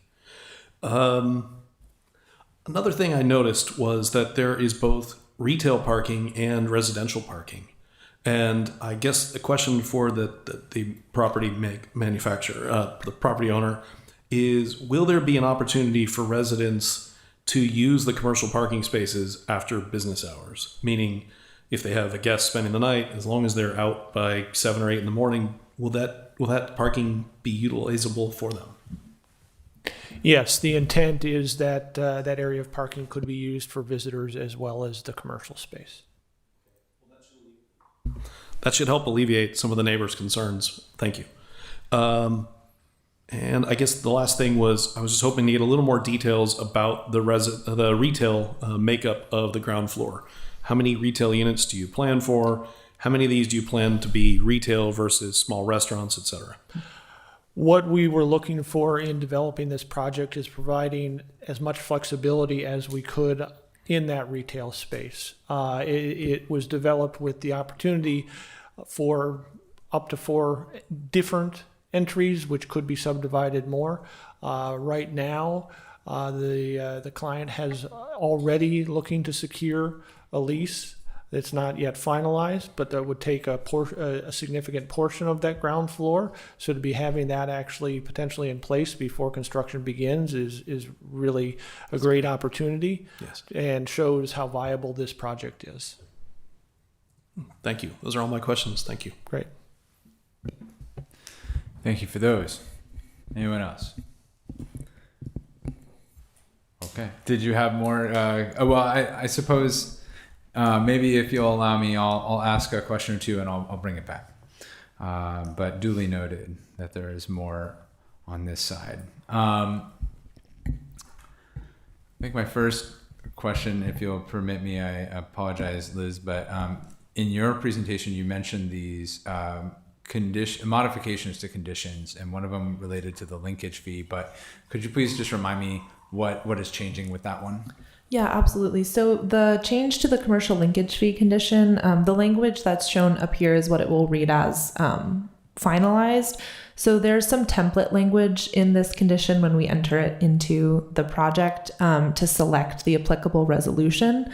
So there's kind of options for the project planner to select the correct one. So it's just removing that template language for the one that does not apply. I see. Okay, thank you for that. Let's see. I did have at least maybe a couple questions for the applicant. One is with regard to the residential parking that's being offered. Are you considering offering it unbundled? Have you reached has the owner reached a decision on whether they'll be tied to units or offered separately? That decision hasn't been made at this point. Okay. Is it open to consideration? I will again defer to the developer on that. Okay, very good. I think I'll just note that we've seen a number of projects recently, and at least one of them has offered unbundled parking, and it seems to me that might be possibly beneficial in that, as a public commenter noted, we do have some members of our community who happen to maybe not own a car. And of course, we have other members of our community who may have multiple cars. And it seems that flexibility can be useful, particularly for those, I would imagine, who do not have a car, to potentially save a little bit and then not bring their car. So I'll just throw that out there. I saw in the presentation that there is interest, or rather something of a commitment to the CCAG transportation demand management measures, and going beyond kind of the minimum here to seek a reduction in trips by 32.5%, which would be remarkable. I applaud this effort, but I was just curious, and I realize I'm sort of asking on the spot here, but could you talk a little about what would get you to that threshold? Unfortunately, I'm a little unprepared for that specific question and those specific details, but we can get that information to you. That sounds fine. Through the mayor, I do actually have a backup slide on this that I'm happy to share. This slide shows the specific measures that the project has committed to achieve that 32.5%. So quite a few of them here, but they're all listed in this table. Thank you. I'll just take a quick look to see. All right. I appreciate that. Thank you, Liz. Thank you, Liz. Yeah, I think I'll just try to wrap up my speaking portion, if you will, by giving a quick comment, thanking city staff for bringing in the retail consultant on this. And to thank Nazareth for being open to feedback from that consultant and being willing to even incorporate some of that feedback into the conditions for approval of the project. We have seen some projects in the past that have struggled, frankly, to maintain good retail clients, and so that was part of the idea behind the city investing in this retail consultant, and we appreciate that there's an opportunity to share that information and hopefully just in partnership make the best project possible. So with that, I'll return to Councilmember Diaz-Nash for further questions. Thank you very much. Through the mayor, just two questions for the city. Most of the, I guess maybe Zach, the first one, many of the applicants we get for development apply for a concession and say they can't develop using the Spanish colonial revival architecture style which is specified because it's going to be too expensive. And I'm not going to question the economics, but I'm wondering what we can do at the beginning of when projects come in to try and have discussions to encourage projects that echo the style, even if they take a very modern approach, and so that there is really buildings talking to each other and having, whether it's the facade or whether it's the windows or whatever it is. I'm not going to try and be an architect, but the buildings talk to each other as opposed to saying it's going to be too expensive, and so therefore we want to design a beautiful but very modern building that doesn't necessarily speak to buildings around it. Yes, appreciate you highlighting that. And that is definitely a conversation that staff is having with just about every applicant that comes in. Obviously, with the shifting legal requirements, we don't have the same leverage we once did, but we definitely have those conversations. And we do push and nudge for areas big and small to kind of incorporate those elements. I think definitely in the downtown, we're looking at that. And I think as we do our zoning code update, we're looking for opportunities to support those type of design choices as well. But yeah, at the end of the day, we are limited in requiring, but we definitely have those. And we do try to have those conversations early while the design is still evolving too. So we appreciate the input, and it's definitely something we do try and highlight and discuss with applicants as they come in. That's great. I would certainly continue to do that. And Mr. Sokolowski, since you are such a prolific architect in our city, I would encourage you to have have that in your head as something that I know we've had discussions in the past and have talked about it, but really trying to integrate the architecture as possible would be really welcome. And then I guess the only other question would be for the city, do we go back and audit TDM? I mean, when we were talking about this is going to save 32.5% reduction. Do we ever go back and take a look and see if it actually happened? This would actually be monitored by CCAG themselves, since this is CCAG's TDM policy.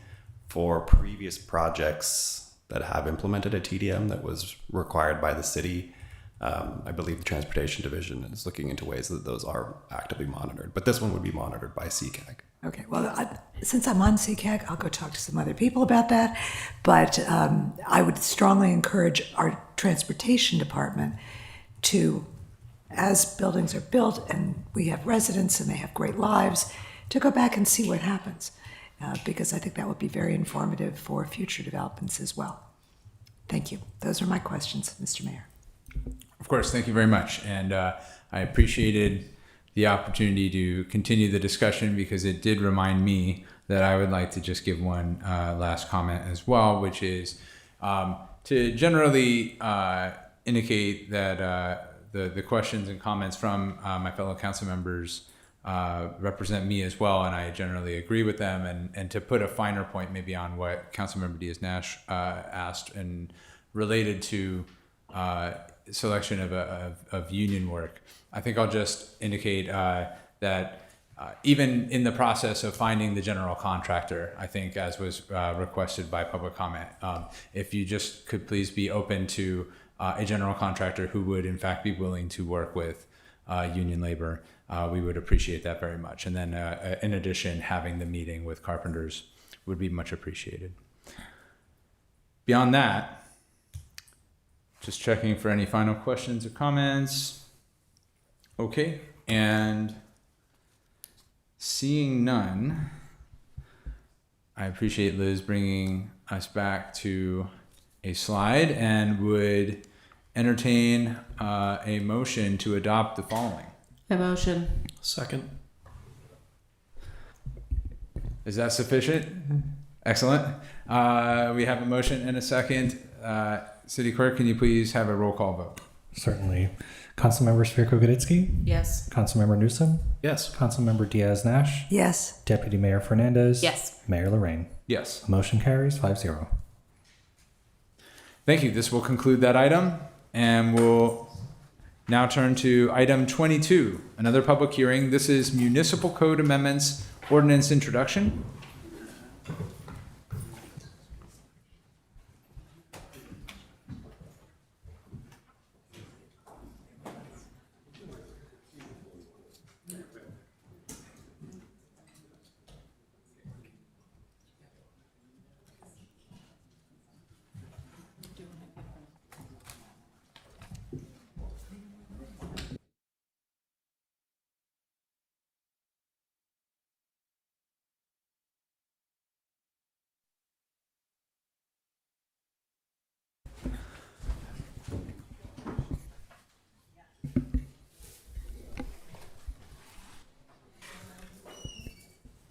All right.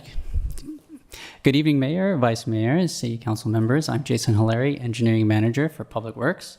This presentation is for Public Works Code Amendments. To start us off with a short summary, we're introducing an ordinance to amend various chapters to align our code with General Plan 2040 and current best practices. Then this ordinance will be brought back for a second reading and adoption in a future City Council meeting. This presentation will go through our proposed amendments, talk about their backgrounds and what they're doing, any outreach that we performed, and close with our recommendation. Here's a list of our amendments in this ordinance and what they relate to. We have the ADU conversions, property line cleanouts, engineering standards, utility undergrounding, and subdivision requirements. The first one is for ADUs. Currently, any project that removes a garage is required to replace the driveway, apron, and bring it back to standard sidewalk. So ADU conversions of garages would have been the case here. But due to state code, that cannot be enforced for ADUs. So we're simply amending the code to exempt ADUs and fall in line. The next one is about property line cleanups. So property owners are responsible for their entire sewer lateral from their building to the city main. And therefore, the property line cleanouts are not required. Previously, they were used by the city to provide courtesy maintenance for just the street portion. Since that's no longer the case, we will repeal the requirement for property line cleanouts. Chapter 2348 about our engineering standards has been completely rewritten. Currently, we have a standard for public infrastructure with references to documents that are no longer used or no longer part of our modern best practices. The code requires any changes to the standard drawings to be adopted by City Council resolution, and the current code also allows for capital improvement projects to modify or use different standards on a case-by-case basis, which happens to be often. And so we propose reestablishing the engineering standards, which would consist of 3 volumes, the drawings, which were adopted in July, and then the next 2 would be specifications and design criteria that we intend to adopt in the future. We also propose adopting the Caltrans standards by reference for any scope that we do not cover in our engineering standards, and authorizing the director to make minor technical corrections to streamline keeping our standards current and correct. An example of that would be a minor revision for a standard product that no longer has any manufacturers, or fixing any erroneous text. And lastly, we would retain the authority for city projects to modify standards on that case-by-case basis. The current code for utility undergrounding requires that subdivisions only need to have their service laterals and on-site facilities to be placed underground. And following General Plan 2040's Public Services and Facilities Policy 4.14, staff is amending the code to expand that requirement to apply to overhead utilities along and adjacent to project frontages, project sites.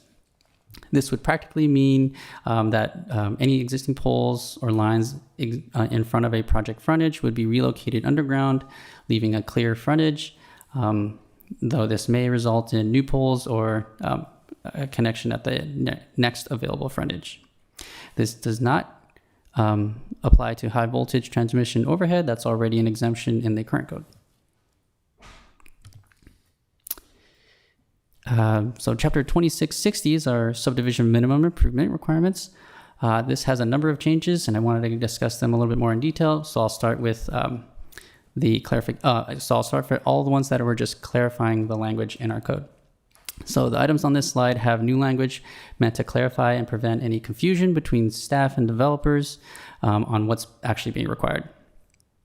These amendments will now explicitly state that minimum improvements are required along project frontages. A project frontage is any portion of the right-of-way directly adjacent to a property up to the center line of the street. And I'll also point out that grading and drainage is already required under our code, but we're including new language to refine it to include any necessary improvements to prevent flooding. And then traffic control requirements are also clarified to include pedestrian crossings, and control devices, and that street lighting requirements also include pedestrian scale lighting per our pedestrian master plan. Now the next set is portions where we're expanding upon the existing requirements.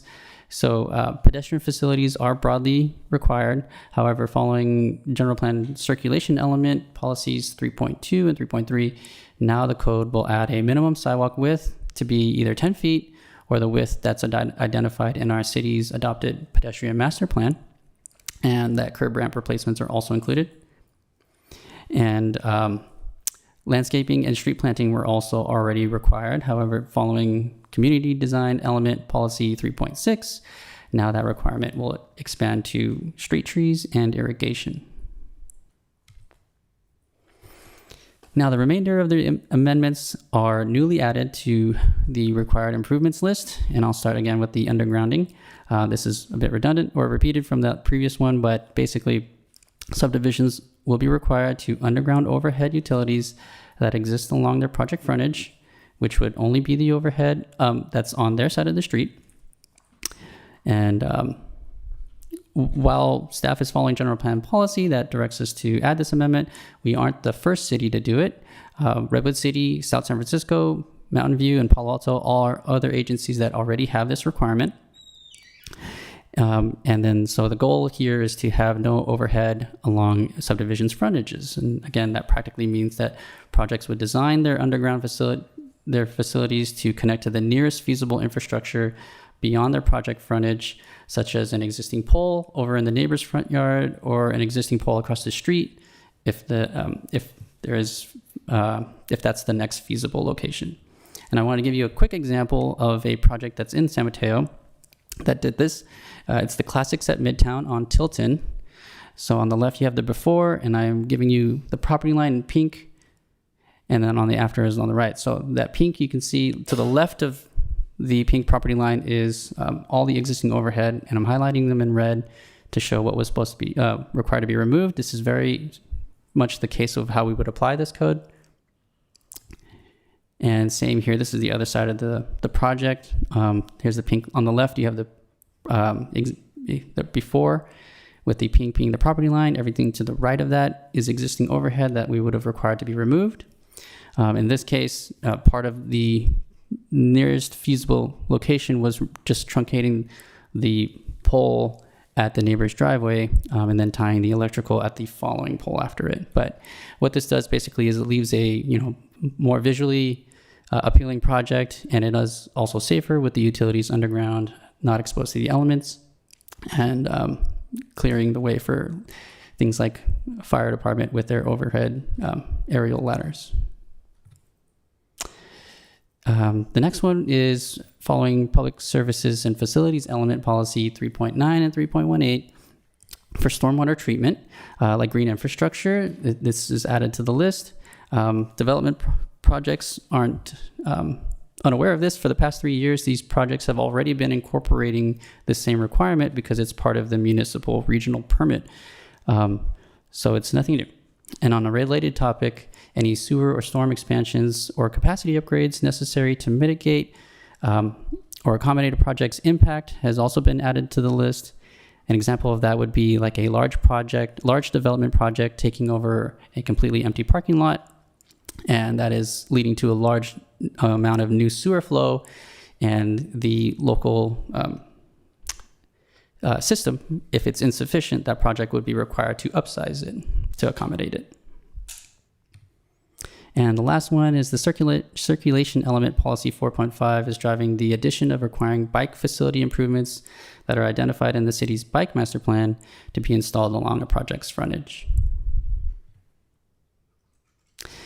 And since these amendments are in the subdivision code could affect the improvements required for development projects, we performed outreach for the development community. First, staff introduced the amendment during the quarterly developer roundtable that's hosted by the Chamber of Commerce, which was attended by 5 representatives from different developers. And though that was a limited number of attendees, we expanded our outreach with an email campaign and a second meeting. The email campaign notified developers that these amendments were being brought forth to council, and more emails were sent to invite them to a second meeting where we would take a closer introduction for the developers. And that meeting was held last Tuesday after hours and was attended by 3 developer representatives. At both meetings, staff received clarification questions only about how these new requirements would be applied, particularly to undergrounding requirements and what the extents are. And there also were questions about how the new sidewalk widths would interface with neighboring properties with existing sidewalks, and staff provided answers to those questions in the meetings. So to summarize this ordinance, we will amend the code to exempt ADUs from driveway replacements, no longer require property line cleanouts, establish public works engineering standards, adopt Caltrans standards by reference, and authorize the director to issue minor revisions, require undergrounding of overhead utilities, and align the subdivision code with General Plan 2040 policies and actions. So with that, staff recommends the introduction of the ordinance. And the next steps would be that we bring back the ordinance to City Council for a second reading and adoption, and then it would become effective in 30 days after that. With that, that concludes my presentation. Thank you, and I'll be happy to answer any questions. Thank you for the presentation. At this time, I will open up the item for public comment. If you're in chambers and wish to comment, you can hand a request to speak slip to the city clerk. If you're on Zoom, you may raise your hand. If you're on your phone, you may press *9. City clerk, how many comments do we have? Mayor Lorraine, we have received 1 request to speak in council chambers and no request to speak in our virtual environment. I firmly believe there must be comment. I recommend the recommended changes. I think that these are all steps in the right direction. The city is doing some great things right now. I really appreciate that. Although I would like to speak with each and every one of you and offer you an opportunity to talk with me sometime later about something I mentioned earlier, which is off topic right now, so I'll stop. Thanks. Mayor Lorraine, that concludes public comment. Very well, then I will close public comment on that item and return to the dais with questions. I think I see Councilmember Svirko-Gaditsky. Yes, thank you. Just to start, I do like the changes. I think this is an important step, and I think residents will be happy about it. Just some questions and then a comment. Can you walk me through, when a project is only part of a block, what does that patchwork look like? Great question. Yeah. So in the context of an undergrounding utilities, it would be, if it was half a block, say for the project that just came to you before you, it was half a block on 6th and 7th, or not half a block, but a portion of it, they would just be responsible for undergrounding that portion and to the nearest feasible location beyond their frontage. So they wouldn't have any new pole within their frontage, like the perpendicular from their property line. It would be at wherever the nearest existing pole is beyond them. And if that's across the street, it would be across the street, or if it's on, the same block, it'll be on the same Is block. there any risk though that then the city has to pick up the tab? No, the project would be required to just design to that extent. We wouldn't be. It wouldn't be on the city's responsibility to underground the rest of the block. Okay. And then in the actual ordinance, it says minor delegations or engineering changes will fall basically to the Public Works Director's discretion. So what's considered minor? Yeah, again, an example would be like if there's an erroneous text or if there is a standard product, like if we specify a manhole to be a specific manufacturer and type and that no longer is available, then we would just revise it to be something that we select as the new alternative. So it's not actually an engineering change. It's just a minor technical change if it's required in that sense. Yeah, it's not a major engineering change on like a design element. I feel like it's a little vague in the text, just so you know, because it says engineering changes. So to me, that reads as like some kind of substantial change, even if it's minor. I see. We can disagree on semantics, but and then how are you going to ensure that requirements are proportional to the impact of the projects? And then like, did you look at other cities to figure out like what they deem as proportional or not? That one's pretty straightforward. For almost any development project, we have them study if there's an impact and something to mitigate it if there's an impact. For sewer and storm were the two ones that I inserted. Sewer is pretty straightforward. I'm sorry. Thank you. Okay. For that. No, keep going. Oh, okay. Sorry. Yeah. Sewer is pretty straightforward. We have a pretty easy way to estimate if they're going to generate more sewer discharge, and if that's the case, that's the impact. If it's too much for the local sewer main to handle, we would have them upsize it to accommodate it. Storm, if they're going to redirect their storm from a storm system to like the other side of the project, and that's a whole new system, we'd have them assess it and see if that needs a capacity upgrade. Okay, and then maybe this is a blue sky, but so oftentimes when developments and projects come through, you know, we hear like a long list of resident concerns about like, oh, the residents are picking up all the impacts. So it would be great if we had some kind of logging mechanism or annual report that went to council or to the public about how these actual changes are impacting developers and what they're doing to mitigate, and also, you know, how the cost burden is being removed from residents. I see. Is that something we could do? Well, can I just ask for you to clarify? I'm not quite certain that I followed what you're asking for. Yes, I would like to create an annual report to log what changes are being made due to this ordinance. Oh, you're speaking about the minor clarifications in for the and just engineering any standard? changes being made, like that benefit residents. So you're looking for the net positive to the residents based off of the implementation of all these new Criteria. Correct. That's something I think I can take that back and we can work with staff to see how we would want to put that together and put it in like a weekly update once we. It doesn't even have to be weekly, but I think it would just be good to show like we've updated this ordinance and then there's a cumulative net benefit.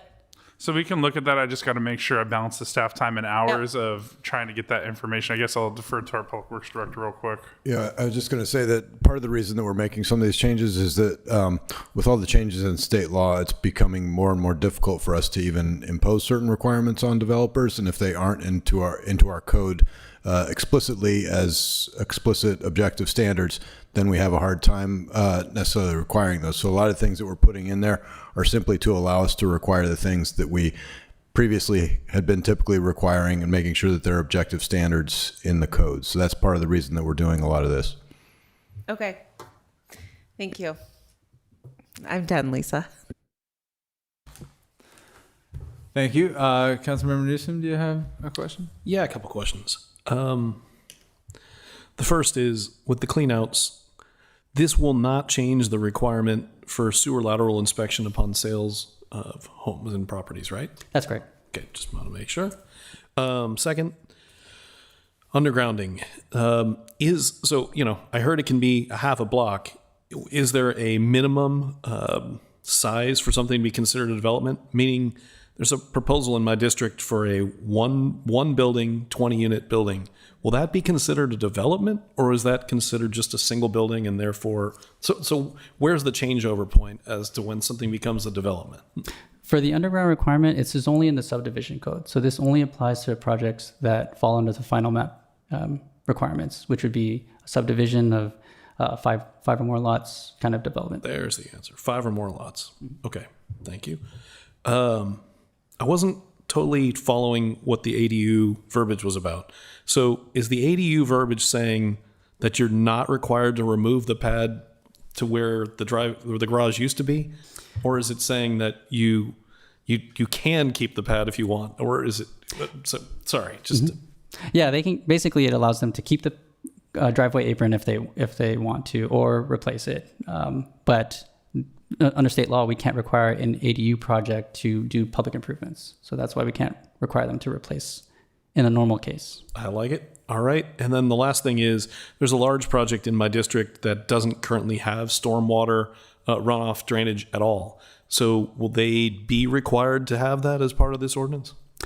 This is only if they were to, say, redirect their flow into a different system. That's the only time I can imagine they would have an impact, because every project we require they reduce the stormwater flow. But say, and I'll mention a project, is 1700 El Camino is redirecting their flow to a whole different system. That's a case where they may have an impact there, so we want them to mitigate it. Yeah.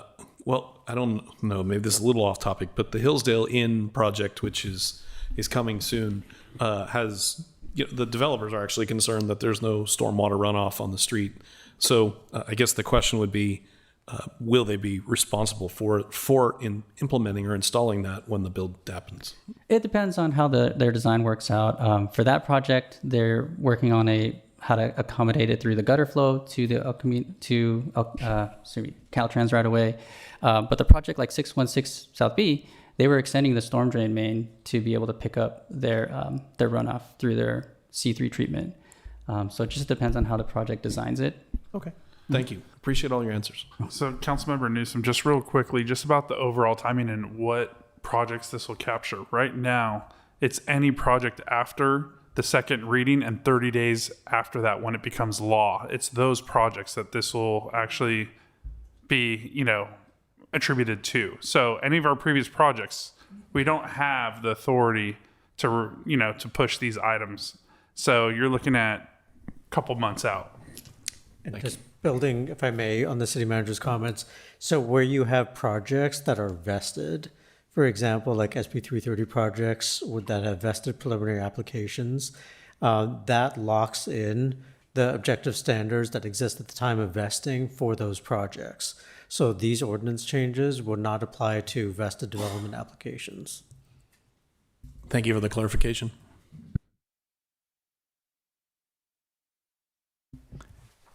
Thank you, Councilmember Newsom. Any other questions? Councilmember Diaz-Nash. Just quickly, I just wanted to say I think the undergrounding is wonderful, whether it is in the future or now. And just to clarify for the public, when you talk about frontage, it's all the way around the building. It's not just what's in the front, correct? That's correct. All the perimeter of the property. Great, thank you. And then also I wanted to pay a compliment to folks within the Public Works group. I gave a neighborhood coffee this weekend, and a woman came up to me and said, I have a sewer lateral, and historically it's been so difficult, and I had a problem. The staff came out, they were fantastic. It was on the weekend. They followed up with me on Monday. So you got a lot of bricks, but I thought maybe a few compliments would be nice as well. So congratulations. She's on Virginia in Baywood, whoever that was. Thank you. Thank you. I appreciate all the questions and comments from my colleagues. I do not have anything to add, and I would at this time entertain a motion to approve. I motion. I'll second. Thank you. We have a motion and a second. City Clerk, can you please call a roll call vote? Certainly. Councilmember Spirko-Goditsky? Yes. Councilmember Newsom? Yes. Councilmember Diaz-Nash? Yes. Deputy Mayor Fernandez? Yes. And Mayor Lorraine? Yes. The motion carries 5-0. Thank you for this presentation. That concludes this item. And we will now advance to reports, announcements, and committee updates. And I'll just look around and see if any council members. Looks like there's definitely one. It's pending. All right. Well, why don't we start with Councilmember Newsom? Thank you, through the mayor. Okay, couple of things. I've attended several meetings since we last met. The two big things I want to call attention to are the Airport Roundtable. The Airport Roundtable is in the position of trying to adopt some new standards to help reduce noise within our corridor. San Mateo is minorly affected compared to many of the cities on the peninsula and San Mateo County specifically, but we didn't have enough people present to vote this last meeting, and so hopefully we will the next one. But the plan looks great, and so it's very exciting, and they're working with the airlines and trying to give them some incentives to buy into this noise reduction program. The second thing was that the Office of Emergency Services met, and the one takeaway that I think is exciting for us, the city of San Mateo, and more specifically our consolidated fire department, San Mateo, Foster City, and Belmont, we support the hazmat program for the entire county. And something that came to my attention about 2.5 years ago was that there was no mechanism in place to replace the hazmat truck. The hazmat truck is coming up on its 20 years of use, and the lifespan of these trucks is 20 years. So we've actually worked with all of the cities and towns in the county and put a trust in place, which will actually be able to fund the replacement truck in about 8 years. But it's a big win in the sense that it's keeping our community safe and going to have the equipment that we need. There's also obviously, I think you all know this, but there's been a huge uptick on what we have in hazmat calls because both electric vehicles and more commonly electric batteries for things like tools and scooters and e-bikes. If you buy those as off-market batteries, they have a much higher rate of failure and causing fires.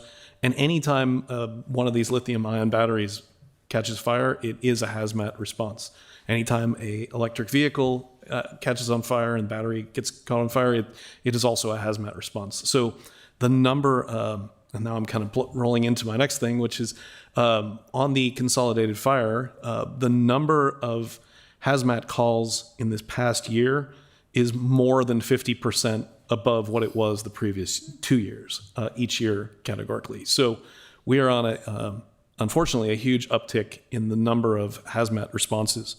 But we are working on it, and we're also working to publicly campaign to people to make sure they recognize that you should not buy the cheap and inferior off-market batteries. And then the last thing I wanted to do was just thank everyone, especially our Park and Rec and our PAL and our police department for a fantastic summer concert series. I think I only missed one this summer, but we had a lot of fun getting out there. It was just a great event, and a great events, plural, and I thank everyone for all that. And I also had the pleasure of attending the PAL Bark in the Park event yesterday, which was a lot of fun, and I think did a really good job of raising funds for PAL, and also just people love getting out with their dogs. So great event, community event. And even though there will be one more meeting before this, I do want you to all make sure you mark your calendars. The Consolidated Fire Chili Cook-Off this year, which is a fundraiser for muscular dystrophy, is September 15th.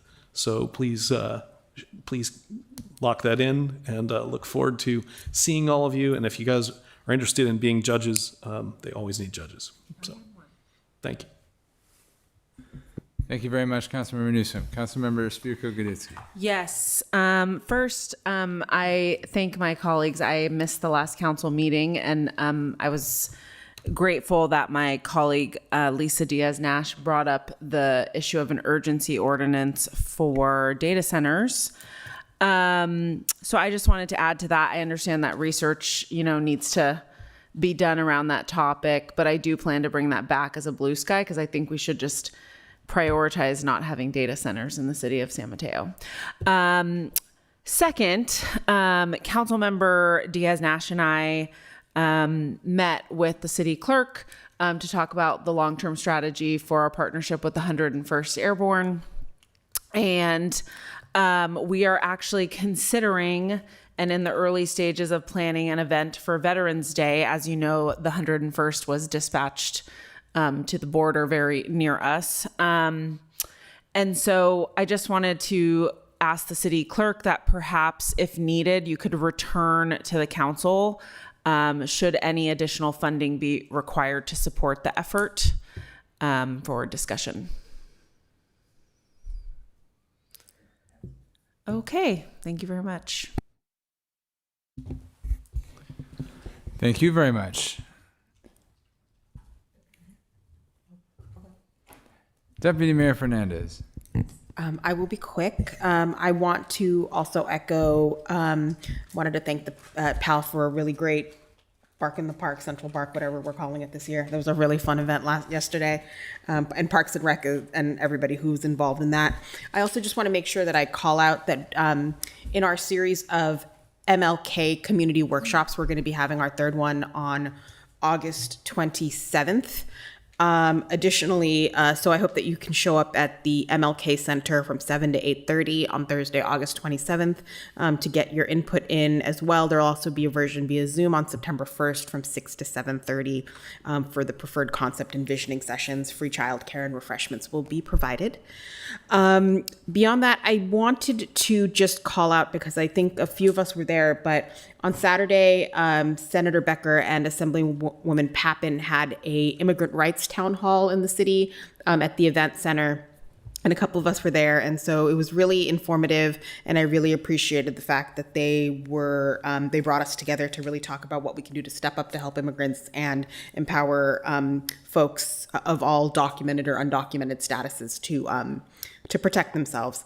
Additionally, I just wanted to ask, last council meeting, I had asked about a potential item that we may move forward on if I had the support, about trying to ensure that city property could not be used for ICE. And I was wondering if you could give an update on that, if staff might have any sort of update on what the next steps would be on moving forward on that. So on this item, I know that the city attorney went ahead and sent a memo, just update of what this would entail overall. If the council has a desire to move forward, I'd need to see a minimum of 3 nodding heads. But we'd also have to look at just the staffing resources and the timing of when we can bring this forward. But happy to get direction from the council, or you can wait till the blue sky if you want. It's up to you guys. I support it. Yes, I too support this. Okay, I have 5 nodding heads here, so I got direction, and we'll bring an item in the next couple of months. Thank you very much. Appreciate it. Thank you, colleagues. And also, I just want to point out that the chili cook-off falls on Councilmember Diaz-Nash's birthday, so make sure she's a judge. Thank you. I would like to point out that I am a judge this year. Thank you. So I guess that means I get a chili birthday cake, right? Yeah. Chili cake. Ooh. Yes, please go ahead, Councilmember Thank you Diaz-Nash, very if you much. have any other announcements. Thank you, beyond thank that. you. Just a shout out, Music in the Park is done, but Movies in the Park is ongoing. So Friday nights around the city, fantastic opportunities. And the last one is Wicked for Good. So I'm sure that will be a sellout at Beresford. Number 2, I wanted to congratulate our Downtown San Mateo Association. They just finished the fiscal year reporting, and they were ahead of budget on revenue, largely because there were so many new businesses coming into San Mateo and an increase in sponsorships. So I think that really reinforces the fact that they've got a good strategy going, great partnership with the city, and we want to see a lot more from them coming up. And then finally, I would like to point everybody's attention to the Daily Journal today. There was, an interview, op-ed, I don't know what you call it, by Giselle, one of our young writers in the Journal, about the San Mateo Age-Friendly Coalition. and the importance of what it is for our city, what a great job they're doing, what a great partnership they have with the city and other groups, and the fact that even though it is focused on seniors, it really is helping everyone in terms of how sidewalks work, in terms of how community works together. And really, given the fact that seniors are our fastest growing segment, we really need to pay attention to this coalition, what they're doing. And I would encourage all businesses who are not verified as age-friendly businesses to contact the coalition, because it will bring you new business, new customers, because they look out for where to go. So congratulations to the coalition, to Vince Simonitis, and to all of the members who support it. Thank you.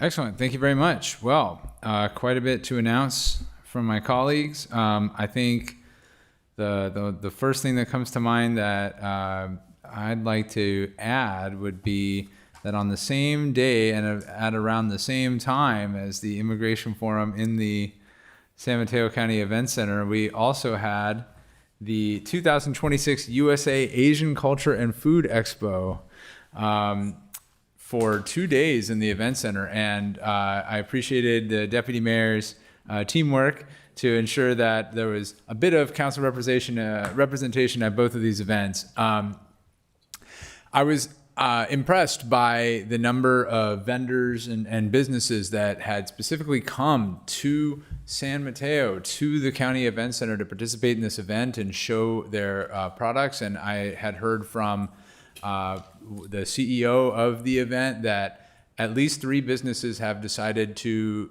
open brick and mortar businesses in San Mateo after having gone to one of these events. We now have 3. This is the 3rd one. So that was impressive, and it was good to be there for a moment. I also attended a Westlight Energy, the first Westlight Energy Board of Directors meeting ever. Wow, what a historical moment! And it was it didn't have as many hard-hitting items necessarily. There was an approval of an agreement to extend the term of the current CEO, Sean Marshall, for 3 years, and with a bit of a pay bump, but actually one of the lower pay bumps you would expect.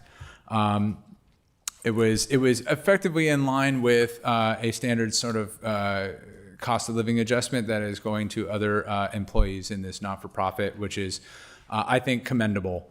For an organization that is, I think, first of all, not-for-profit and meant to serve ratepayers here in our county, including ourselves, but also one that is hoping to provide as much as it can to programs that service our ratepayers and may see similar choppy economic waters as we are and other organizations. So appreciate that. There's also a new award, an annual award that Westlight Energy is going to be just presenting sort of internally, called the Dave Pine Community Energy Award. And it's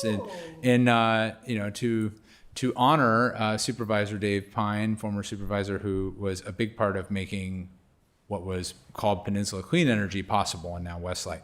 And the first award winner of this were called Promotoras, and maybe many are familiar. This organization, as well as others, reach out to various groups, some of whom I believe were at the Immigration Forum at the event center. So El Concilio comes to mind, and there are others who engage speakers of many different languages in our community to make sure that everyone in our county is familiar with what Westlight Energy can provide, particularly with regard to programs, including low-income assistance with electrification of appliances and more. So cheers to the Promotoras. I'll just see if there was anything else I wanted to mention. No, and I believe Councilmember Newsom may have something else he'd like to mention. Yeah, I apologize, Mr. Mayor. I had one thing that I kind of neglected to bring up. So about 3 weeks ago, San Mateo Consolidated Fire responded to a very large unit fire in Foster City, the Sea Spray Lane structure fire, displaced over 50 units and probably close to 150 residents from Foster City. Our consolidated fire were the team that worked so hard to put it out. They fought that fire for over 22 hours. We will be looking at it as a board to see what, if anything, could be done to try to mitigate these types of situations and have an awareness of what buildings have similar concerns in San Mateo, Foster City, and Belmont, so that hopefully we can be proactive and not have such a devastating fire again in the future. There's also a now consolidated webpage link on Foster City's website that points you to all the ways that you can help. Samaritan House, the Jewish Peninsula Community Center, and Red Cross have all been doing tremendous amount of work to support the residents. And so I just encourage the public that if they can to reach out to these organizations. You can find it on the Foster City webpage, and all of the resources are all now consolidated in one place. And again, a big thanks to our San Mateo Consolidated Fire, far and away one of the biggest local responses we've had to do in our own community in quite some time. So thank you. Excellent. Thank you very much for adding that. That was important. And I believe the Deputy Mayor has something else she'd like to add. I apologize. I know it's been a long night. Just a reminder, obviously we all know that it is an election year, but if you are a candidate or running a measure, can you just make sure that you check in with our city clerk about sign placements and when you can put signs out? We all want a fair and awesome election, but let's just make sure that we're placing our signs in a productive way that complies with our temporary sign ordinances. And Martin is your point person for that. Thank you. Thank you. I see the city manager has his light on. Oh, just really quickly, I wanted to put a plug in. Appreciate Deputy Mayor Fernandez's comments just about the MLK, the Martin Luther King Center project and pool. And so we also have an online survey that is active right now in 3 different languages.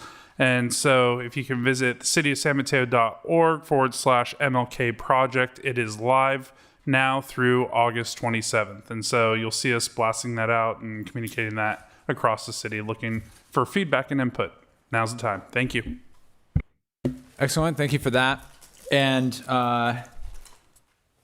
if there are no additional reports, announcements, and committee updates, then I would like to adjourn in honor of somebody tonight.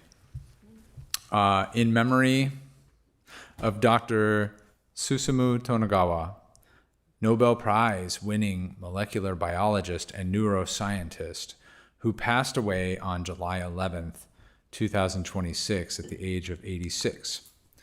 Born in Nagoya, Japan, Dr. Tonegawa came to the United States to pursue his scientific career, earning his doctorate from the University of California, San Diego. His groundbreaking discovery of how the body generates millions of different antibodies from a limited number of genes earned him the 1987 Nobel Prize in Physiology or Medicine, making him the first Japanese-born scientist to receive the award in that field. Later in his career, Dr. Tonegawa turned his attention to neuroscience, conducting pioneering research at MIT into how memories are formed, stored, and recalled.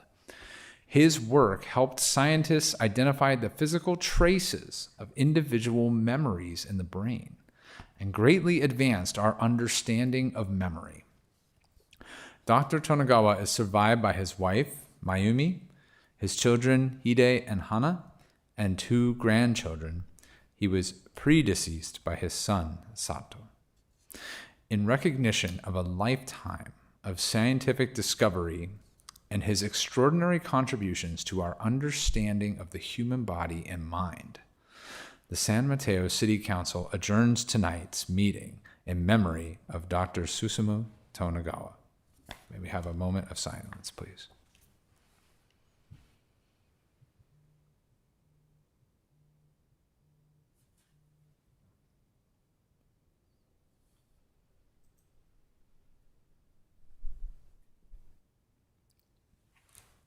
Thank you. This meeting is adjourned.